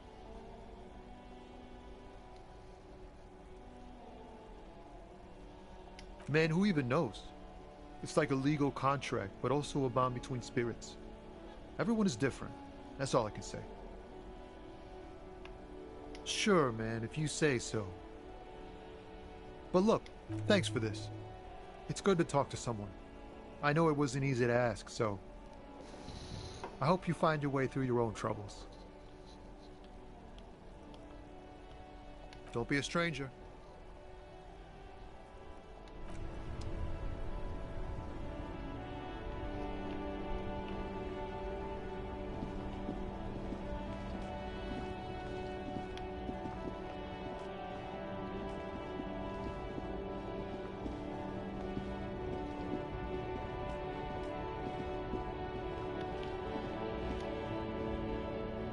An old monument stands in the middle of the traffic island, pointing toward the sea.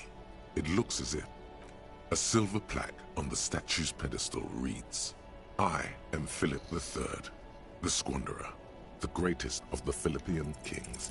Even by the standards of the Philippian kings, old sumptuous Philip, well, he blew through the whole national treasury. His own maladministration foreshadowed the fall of the monarchy. During the anti-centennial revolution, an end to his family. Stories have it that he had his bedroom converted into a treasure chamber. He called it the Sol Aurum. It was obscene. There were whispers he slept on a huge pot. The man certainly knew how to live.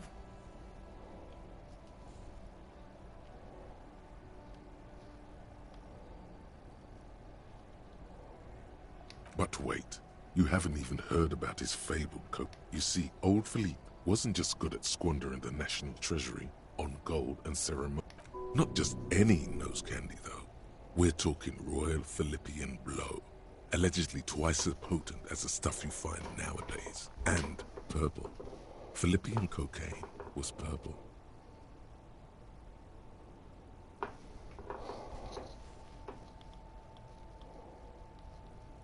cocaine. His Majesty's courtiers said it helped him connect with the higher realms. That's what the revolutionaries said 150 years later, right before they emptied out the royal mausoleum and dumped his beneath the cold waters of the Insulindian Bay. A group of marble pleurons still surround the king's vandalized tomb. A deathly The original was blown apart by communards, then further damaged during the landing of the coalition's airships. During the turn of the century, most historians think the coalition's hasty landing may have ultimately saved the statue. If the communards had more time, they would have reduced it up to... Some years ago, a group of liberal, artistically inclined individuals, designers mostly, thought the statue is supposed to capture the moment it was blown apart, like an instant frozen in time, a rare butterfly trapped in amber. Float. People in Martinaise tend to disagree, as do many prominent art critics and thought leaders, with more nuance. Philip III, the Squanderer, however, with his bronze face up it, not that he ever did in life either.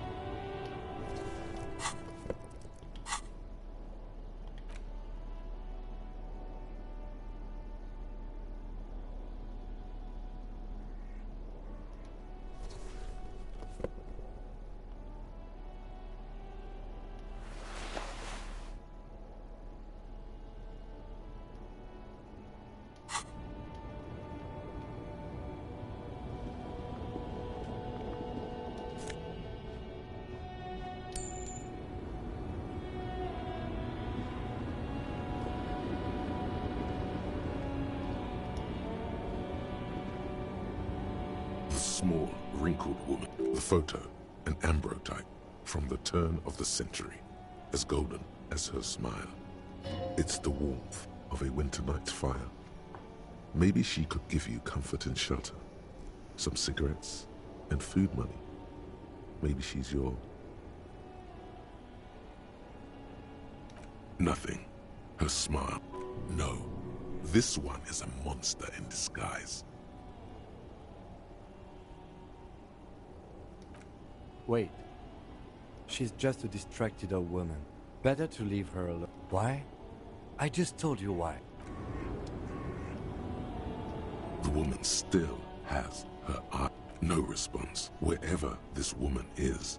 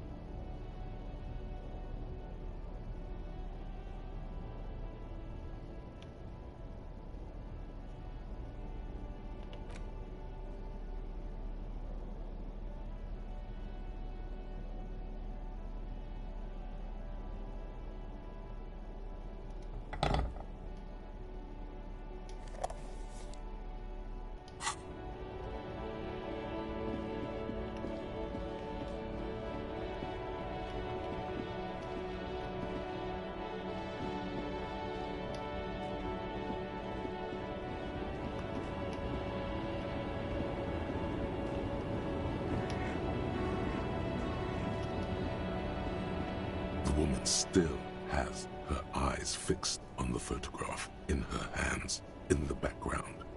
Nothing. No. This one is a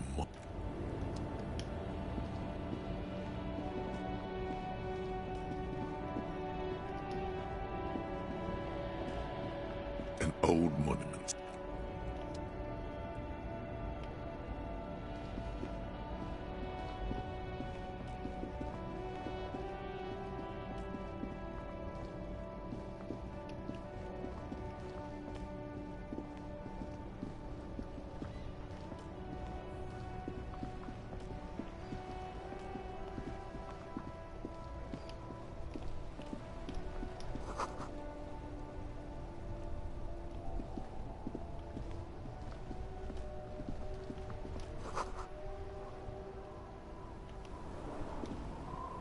The worn and beaten wooden planks of the bench do not look... We can sit on benches after we've solved the murder. You can revisit the bench if you ever need to pass the time when...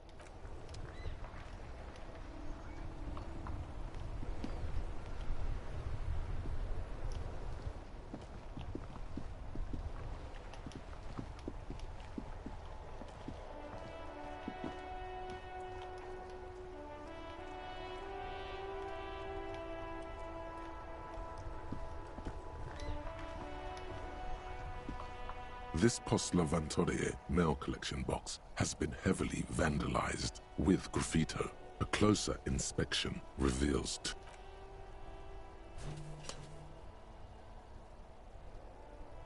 The box seems happy.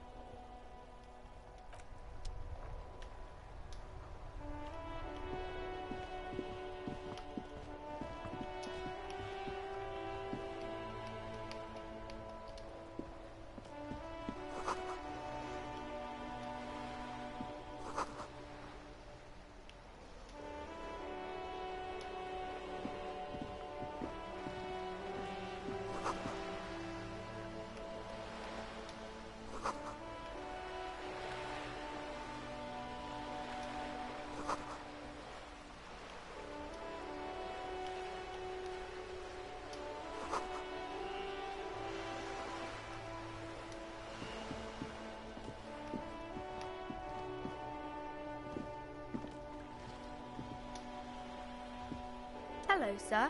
Step right in. The store is open. Are you interested in a new and exciting book? It's a bookstore, sir. We sell books, postcards, and some board games. It's called Crime, Romance. Whoa, whoa, whoa, whoa. Hold your horses, little girl. That is a book. They have stories inside them.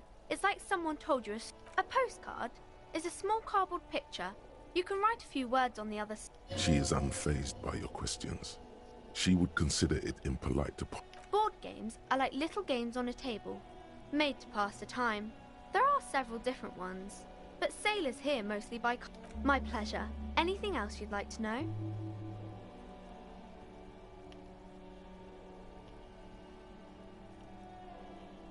Okay, sir. I'll try to answer any questions you have. My name is Annette, sir. My mum, her name is Plaisance. She owns the store. She's inside minding the register or organising the... Feel free to step in and browse our wares. I'm signalling that the store is open. Otherwise people might not know. They'd miss out on the crime. A sudden gush of wind turns the pages of the books on the counters. She covers her face, smiling. But she's cold. Kind of you to offer, sir. What could you do to help her anyway?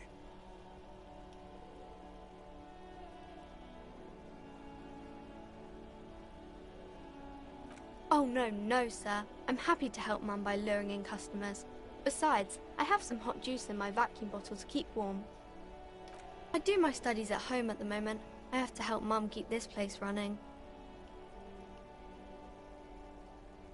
Mum says it's necessary to do both because it builds character. Mum says a proper worker is due to... Mum says it's peachy. She was a little afraid at first. There's talk about this house being... Behind her, the window has been boarded up.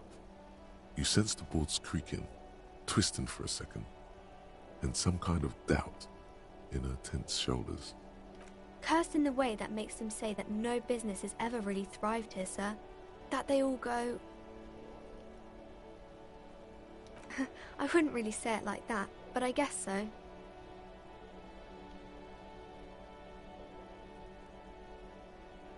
We can go into the bookstore and ask about the case, but I don't see much more to look into. Yes, please do look at our wares inside.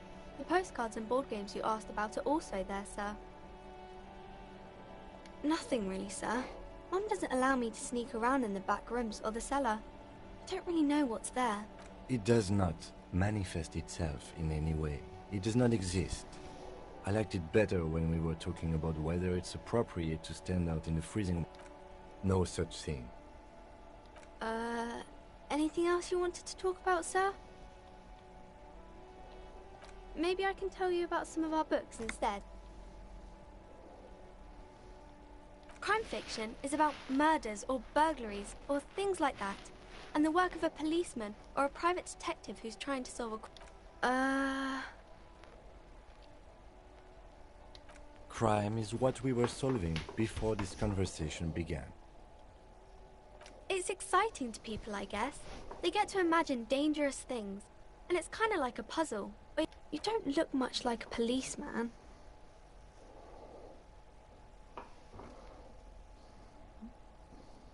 Didn't mean to offend, sir. Sorry, sir. It's just that you don't look like Dick Mullen.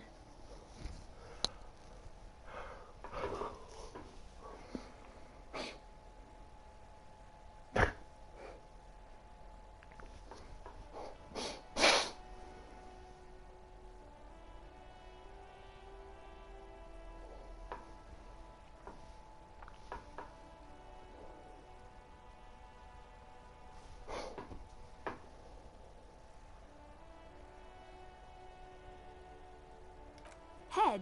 Yes. No, it's your soul. Your resilience. Not head, child. Heads.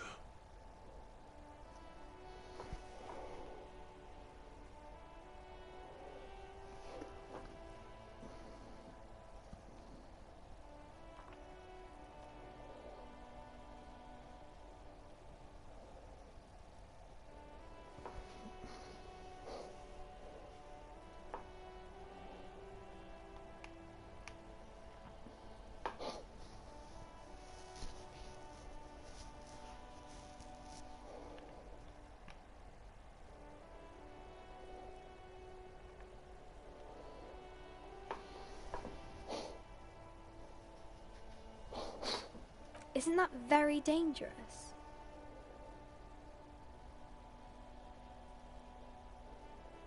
Unlike you, sir.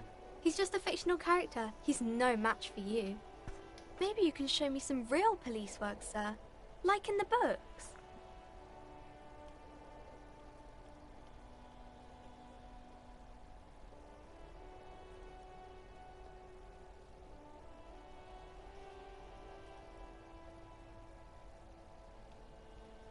It's the type of book where there's a rich lady and she has to choose between the good man and the bad man. Or there could be a story about a poor lady getting a rich man. It's about man and lady business, sir.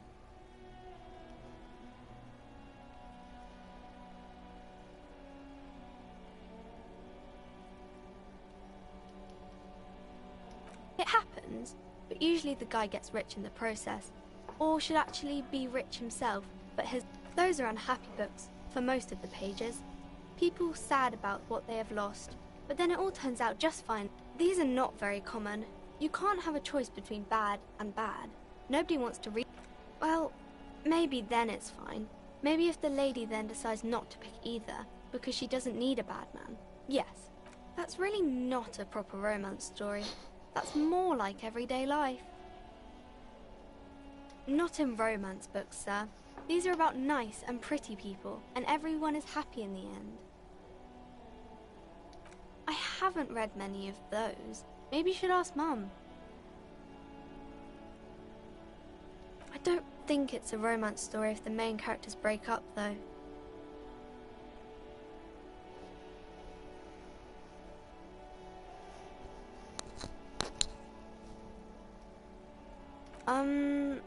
No.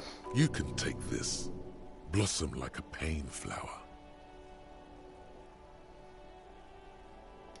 The girl is at a loss for words. She shifts and sways on her feet, looking confused and uncomfortable. I'm sorry, sir. I don't know how to help you.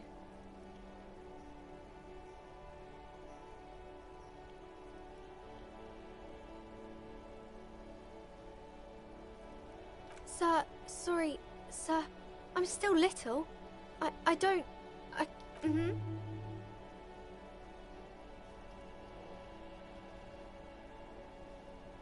Maybe some about other books?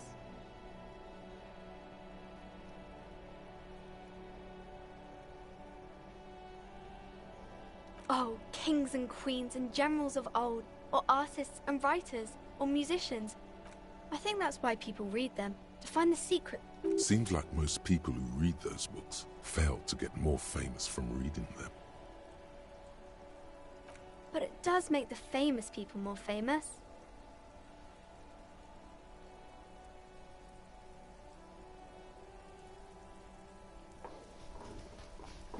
Annette's expression remains ever so helpful, but she doesn't say anything. Isn't that kind of a childish thing for a...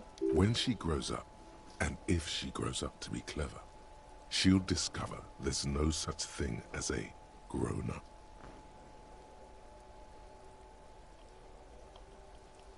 Okay, so... She doesn't know what to make of that, but she'll remember it.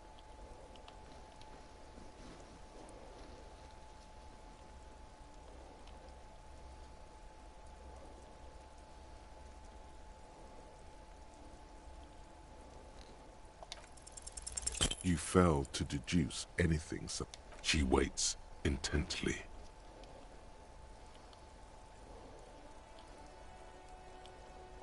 Come on, anyone would notice that.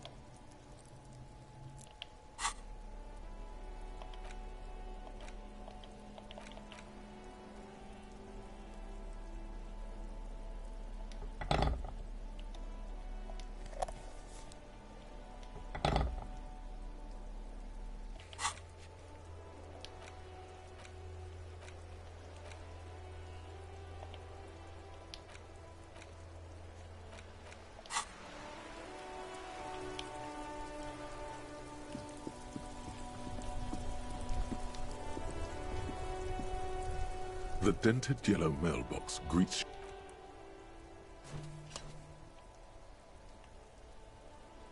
The box seems happy.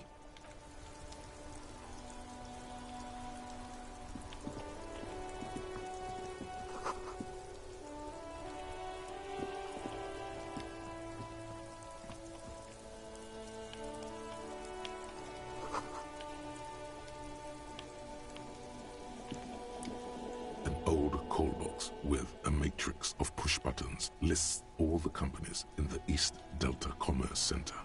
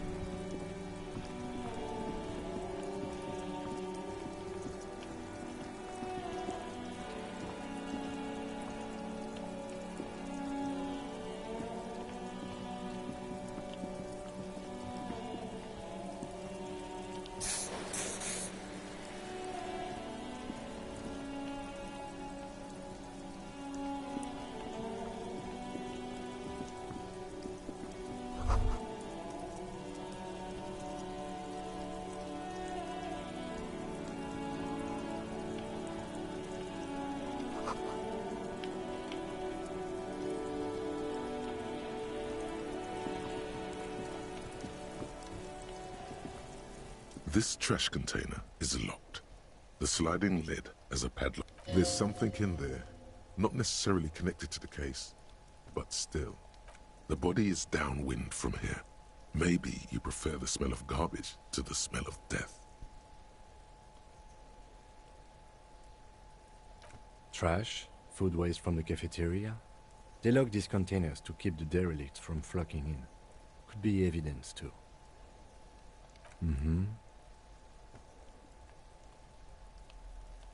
We could try using a pry bar, the one you took from my motor carriage, Or we could ask for a key from the manager of the Whirling in Rags. He probably has one.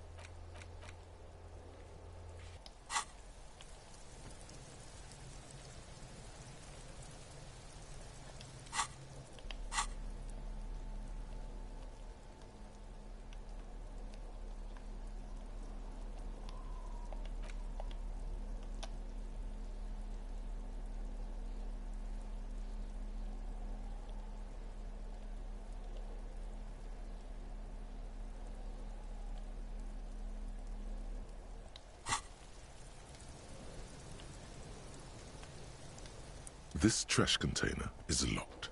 The sliding lid has a padlock that says, Whirling in Rags. You stick the pry bar into the fissure beneath the lid and push down. Don't. Maybe you shouldn't. There is, but you won't like it. Sweat forms on your brow. The smell of rotten food rises to greet you. You see soggy cartons, dirty rags, and organic waste. We're just in time. This hasn't been emptied for over a week. You see milk and egg rest with one broken egg in it. Some pasta wrapper. A box falls into pieces in your hands. Batiste Soleil cereal. There are plastic pasta packages below. And turbo noodle. Among the threadbare kitchen towels, something catches your eye. As the legs of the slime-covered jeans begin to unspool from the garbage. The victim's clothes? Cadaverine odor is faint. If these belong to... Drop them in here, officer. Guitar-marked blue jeans. Pockets empty. Or emptied. He wore them with a belt, too. A white belt. The loops appear stretched. The belt is missing. That's it. Do you see anything else in there? Something slimy catches your eye. A drab, long-sleeved shirt, olive-colored, appears from the food waste, dripping with pus. This is a military-type overgarment. No label or serial number. This is the kind of rib-knit shirt that's worn over light armor to... The rest of the rags are just kitchen variety waste. A yellow old mug that catches your eye. But other than that... All right. We should go to Gart again and ask if he knows who put the clothes in the trash. It could be as simple as someone from the hostel cleaning the yard. Or that one. I'd advise against confronting that force. Not really. All we know is the victim's clothes are in the trash. The lid was locked and his establishment had the key. The fuck's he on about? Kids? You hear that, Kuno? See? The lieutenant nods, then looks back into the trash container.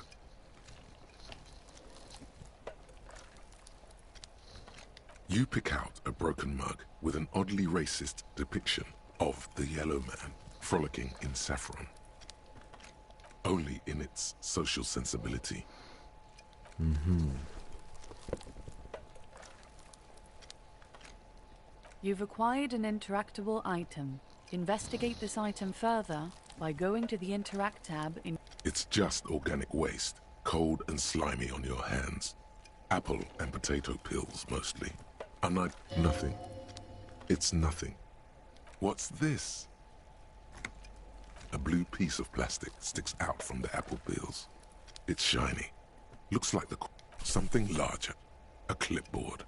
A blue plastic clipboard with moist papers hanging from it. They look badly damaged, but you can still make out forms and notes. Written. Officer, is that your paperwork? It is. Look. The plastic has the RCM street grid on it. You've even got an autopsy form in there. If you don't mind me asking, how did this get in the trash?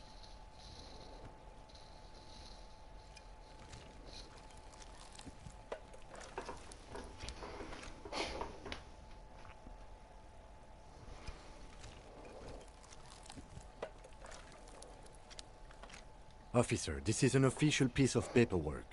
It probably contains notes on numerous ongoing investigations, and could even list undercover operatives, informants. I suggest integrating it into your style, for all our sakes.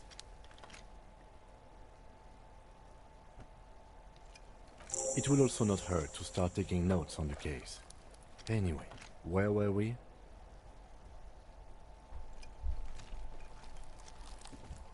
Some items, such as the ledger you found, are interactable.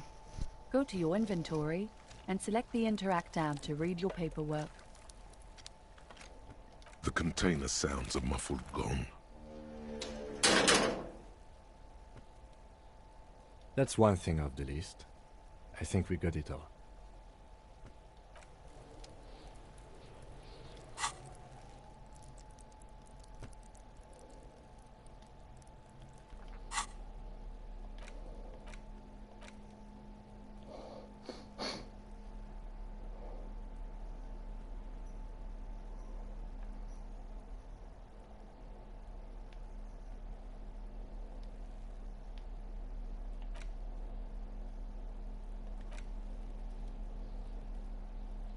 It's just a racist mug. What's there to read here? Not much. Oh boy, here we go. What are you going to say about a broken, tossed-away mug that you dug out of the garbage?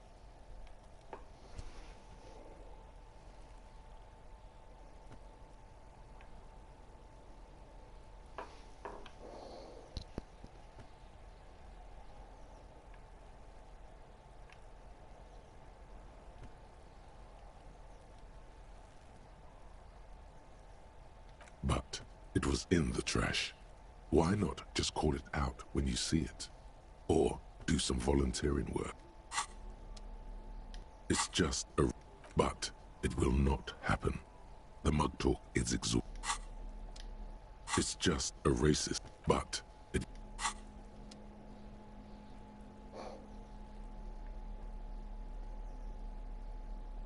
It's the ledger you found in the trash. A pitiful cabbage of white and yellow papers hanging from plastic board, barely held together by a metal clip. There's a piece of toilet paper, or is it cleaning tissue? No, it's a metaphor for you. Below the pathetics, terror. Do not look into its blue heart.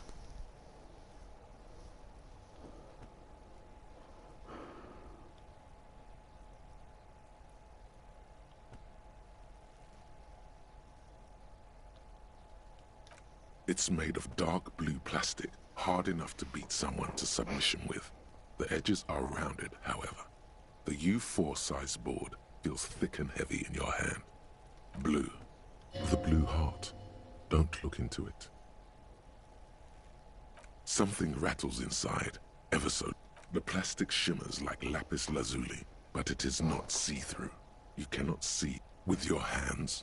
U4-sized pages hang from the clip, screwed to the top of the board.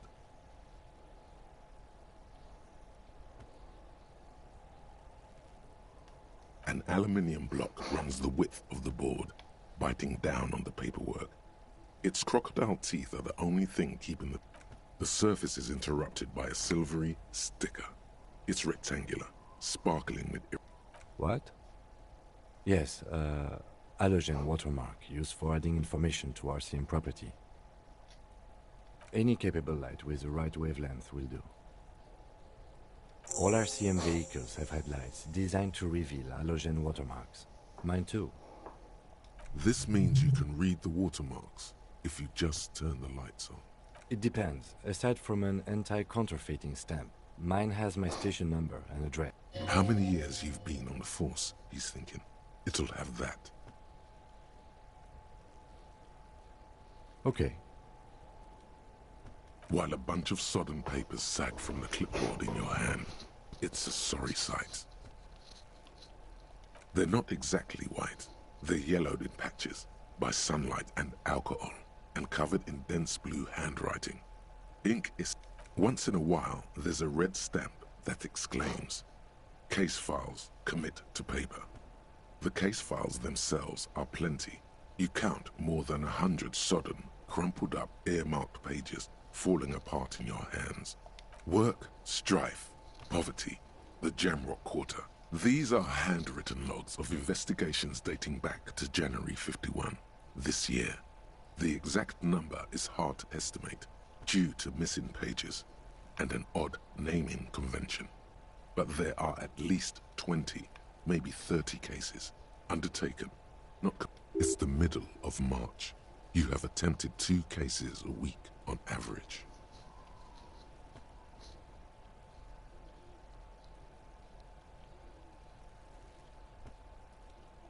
Huh? 2 complex cases to undertake is a lot, yes. You really have to push yourself. I would not suggest it, lest you start making... 2? That's a lot.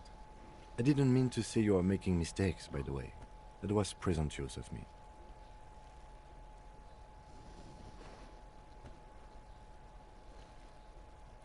It's okay. We all make mistakes. God knows I've made my share. He tries not to think of them. Like a fan of girls, the checkered papers dry in your hand. The handwriting is extreme. Yes, it appears you employ a, shall we say, robust yet literary system. Each investigation has its case number written on the margins. Yet, yes, all caps. One is called The Next World Mural. Another, The Square Bullet Hole Murders. Others appear more light-hearted. The guys on a couch in an unexpected location, and the murder at the hookah. You like this grimy. Wish there was one in there about a drug den. You love those. Gets the blood pumped. It's going to take an effort to piece these case files together, but it can be done. Once you're done inspecting them up close.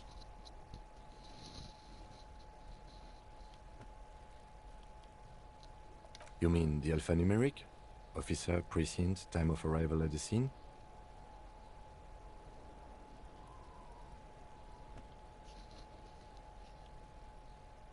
Oh, you mean the titular? Yes, well, so do I.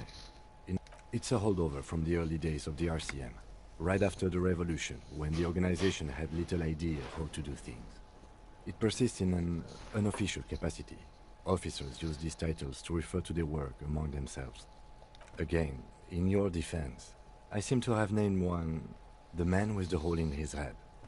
That was a real person. I pray his loved ones never find out. Rail spiked through the head. He died. It was a workplace accident. There is, for precisely one more. 15 pages near the end remain untouched by the damage. The checkered grid forms a structure of passages. The tasks you've completed flow out of the kind green ape pen in a brash freehand similar to the rest of the letters. The wording comes easily. It's all inspect the victim's body. Interview the cafeteria manager. A satisfying slash sounds across the paper. Your things to be done and things already done. The composition of reality. This is an extremely useful tool. No, actually. Any ideas?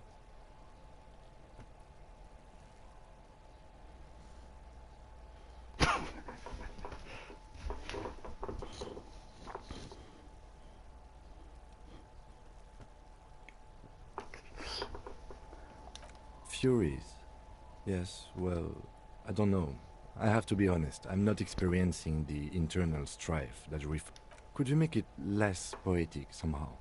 Just a normal case name, you know? Think, what would that be? A good... yes. I have to tell you, officer, I don't appreciate ironic titles.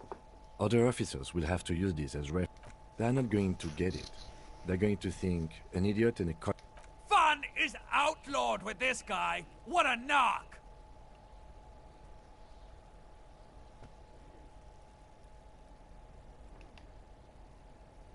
Great. That's great. That's actually what I was thinking too.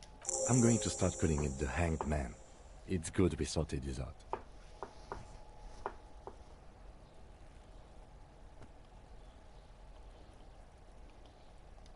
You don't exactly close them, so much as distance yourself from the smelly papers.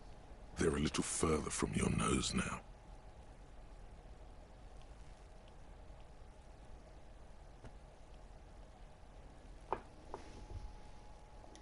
In the back, you see thin, translucent copy paper. Some neon yellow, some bright red, all covered in boxes, like mark. Then rip them from the binder and hand them out, according to type. 3. The topmost are misconduct fines, the middle ones are station calls, and the bottommost are field autopsy forms. Each is easy enough to make sense of. A monetary penalization ranging from 20 to 250 real. Severe cases allow for 1,000 real, but that requires special paperwork. The details of issuing these fines are spread out over the rest of the fields. These are quite sinister in tone. They give a date and time for the person to appear at the specified precinct police station. Below a dozen pages of thin copy paper, bright red in color, you see the parameters of a color of the irises, predation marks, condition of sexual organs. Yes, all that remains now is to fill those forms and hand them to people. The rest of the stinking cellulose is much worse for wear. Being sandwiched between the board and the rest of the paperwork must have spared the fragile copier paper.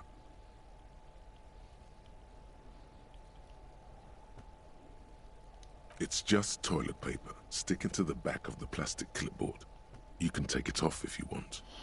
If you want it to be kitchen tissue, it can be kitchen tissue. Cool toilet paper. I mean kitchen tissue. It's just toilet paper sticking to... Still wet, the toilet paper, I mean kitchen tissue, sorry, peels off the plastic easily. All you have to do is shake it off your finger and voila, the ledger now looks marginally better. The acidic stench of rotting food is rubbed off on the cellulose. It now forms the base of the experience. This base surrounded by a faint air of spoiled meat, the stuff of death itself. And then sprinkled liberally, arson, petty theft, spousal abuse. Handwritten logs on dozens of investigations date back to January 51. Stamped case files, commit to paper. These are your last couple of months in rev. You don't exactly close them, so much as distance yourself from the smelly papers. They're a little further from your nose now.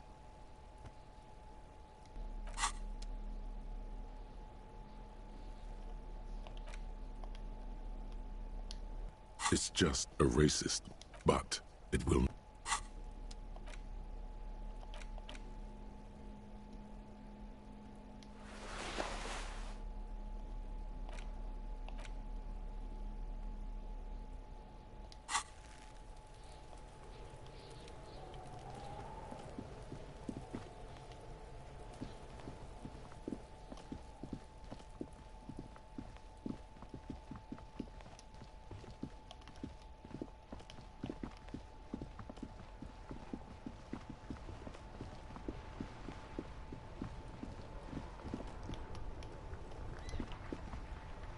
Inside, you see a set of steering levers, a radio microphone, a pull-out. All right. Ready? I turn, you press start. It's next to the pre. He's downplaying his excitement. The lieutenant is more than... The dashboard lights up with orange glow. The rails engage. The lights unfold with a little click, casting electrical... There you go. I'll turn them off from the remote once you're done. We just need to stand...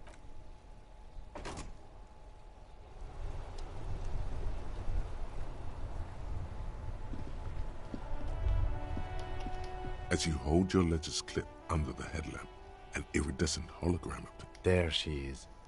Revachol West. Around the borders of the watermark are dozens, no, hundreds of micro-perforations. The rectangular watermark is overlaid with the logo of the RCM, and yet the major arteries of Revachol are all red. A rat brazenly darts past you and disappears amongst the stopped lorries. In the distance, a child somewhere shrieks. In the middle of a broken plaza, in a cone of light, barely visible in the daytime. Two men, one slim, the other sturdy. Ah, Martinez. Let me see. Right here.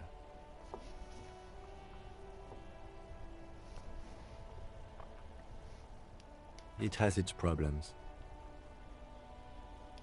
There are many of them, and they are divided into 3 separate rows. The first row has 18 dots. Not bad for what? You don't even... The next is the longest. It runs all the way around. There are so many, it's hard to count. More than 100. The last row has 3 perfect. That's it. Those are perforations. They represent your record as an officer of the RCM. They are your statistics, as it were.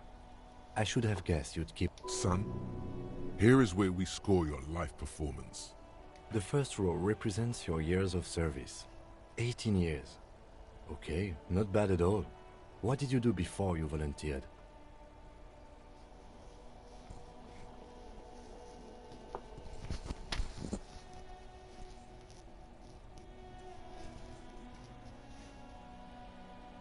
That's what it says. I might have guessed even longer based on your age. What did you do all those blissful years of your youth?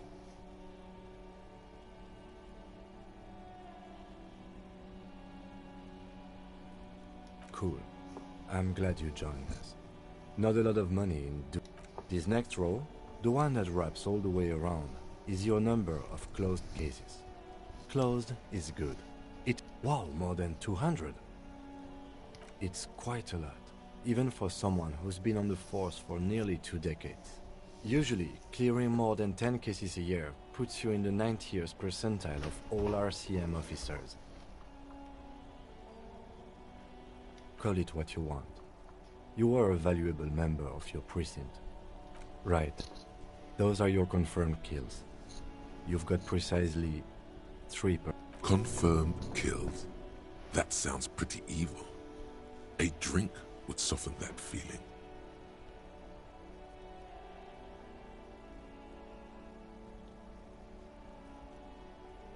For an RCM officer, especially Precinct 41, which is in the Jamrock Quarter, it's rather... There are certain officers who treat their kills like some kind of ghoulish game.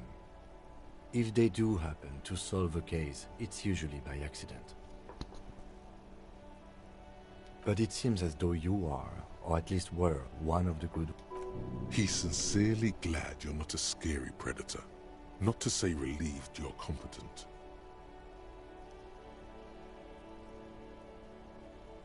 Yes. It's not a problem for him to state it, however. Everyone has their own method of coping. Some more effective. Personally, I find it helps to keep up a few hobbies. Oh, this and that. Let's not get into it now. Why not gardening? You've already got the gloves. It's meant in earnest. Please don't mistake it for a jab. The lieutenant nods.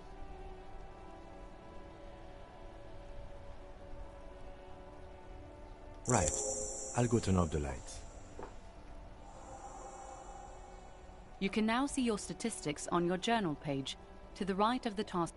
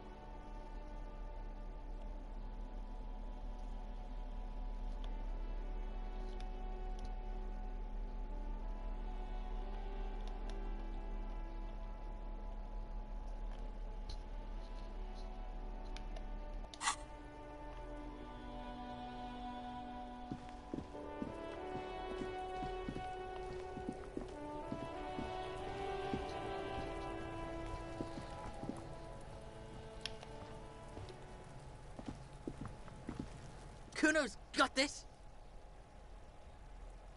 Oh yeah, nappa gumpy, Kuno! Right in the dick, Kuno! Get him right in the... It's love it in the dick. Fuck that!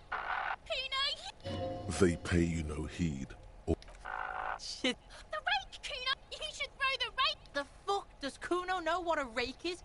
Kuno's not a guy. goddamn right he's not a gardener. He's an athlete.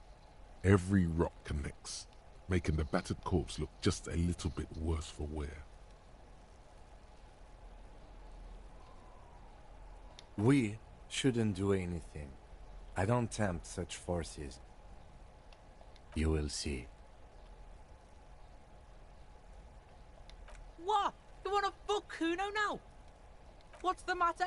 Kuno's got you cornered. Nothing to say. Who's the man now, huh? Kuno's the man.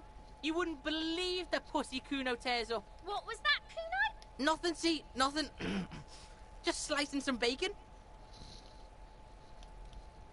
The fuck are you talking? He's calling us Kuno. He says we're fucking each other. Alright, entertain the Kuno. Show me what you got. What you got there? What you got, huh? Show me what you got. Shitload pig. What? Don't tell the pig shit, Kuno.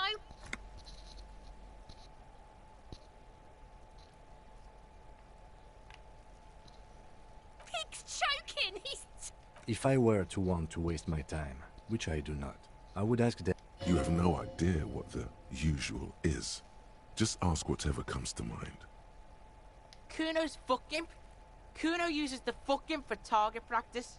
End of conversation. Very strong. You should be this stoic. Probably climbed. Kuno was busy down the road when that shit went down. You heard Kuno? Kuno wasn't even in Martinez. Kuno wasn't in Revachol. Kuno was... I don't know. Some fucking... Mesk or I don't know. Some other place. There is no Night City anywhere. That sounds like the name of a city in some pulp science fiction. Why you gotta be riding Kuno's ass? You haven't been... You wanna know where Kuno was?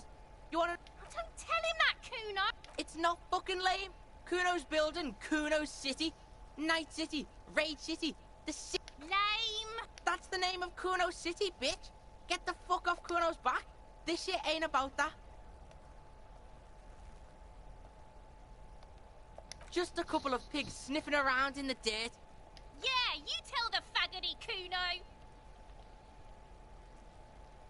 You're testing Kuno's pay. Get lost,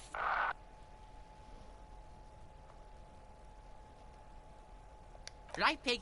This is where Kuno plays with his little wooden choo-choo. What do you want with it? Yeah, Kuno doesn't know shit about that. That shit is beneath Kuno. Listen, listen. Kuno doesn't care about this small-time shit. Just, Kuno could hook you up with some sweet rags. Shit like Kuno's wearing. Your size, good price. 500 real.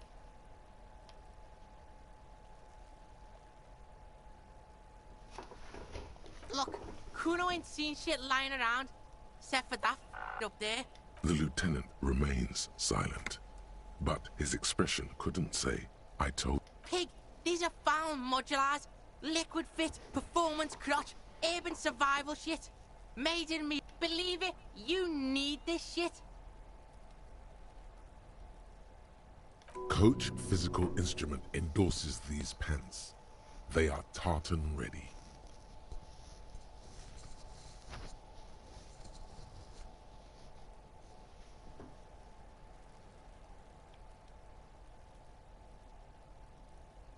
Alright, Pico. Shit. Don't do business with the pig. As you can see, Kuno and C don't trust you. Can't do business without trust.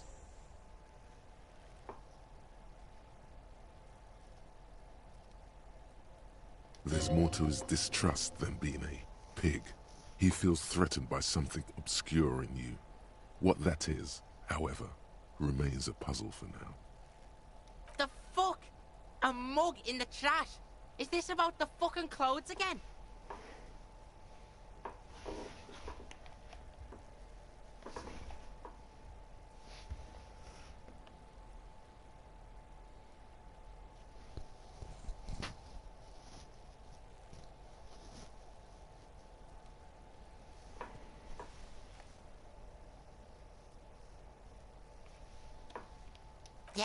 Kuno sees where this is going.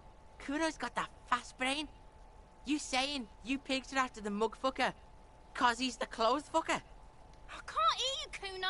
Speak louder, Kuno. Shit, that's tense. Someone's going to the beat-down basement, huh? Mug guy gonna get tied to... The kid may have something there. He's already... Kuno doesn't know who put that shit in there. And if he did, he wouldn't... Stop turning into a pig, Kuno. They're trying to get you hooked on the snitching. Get away from my Kuno. Yeah? Get your bacon shit away. Kuno doesn't like to be seen with the popo. Get your shit done and out of Kuno's face. Yeah, whatever. Kuno doesn't give a shit.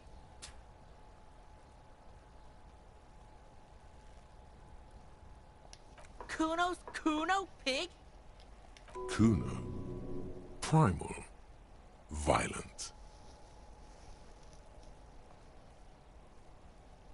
The fuck are you calling a third He looks slightly confused, but proud he came up with that retort. Watch out, Kuno! He's trying to fiddle you! He's gonna put his hands on you! Help! Pig's got Kuno! Help! Rape! Help! He's got the Kuno, help! Help! Escalate, Kuno! Pigs in here, Kuno! Somebody, please!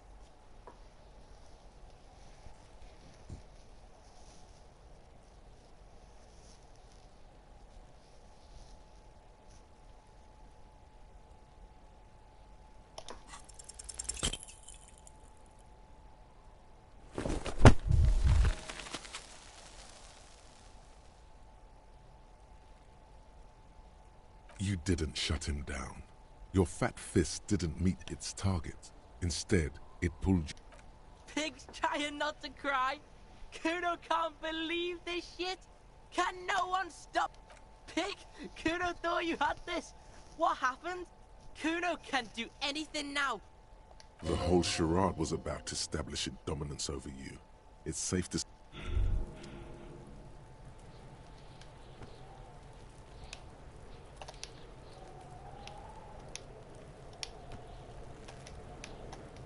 Despair creeps into you, getting fat on your weakness. You're still coming up with sentences. That's a step up from total annihilation, right?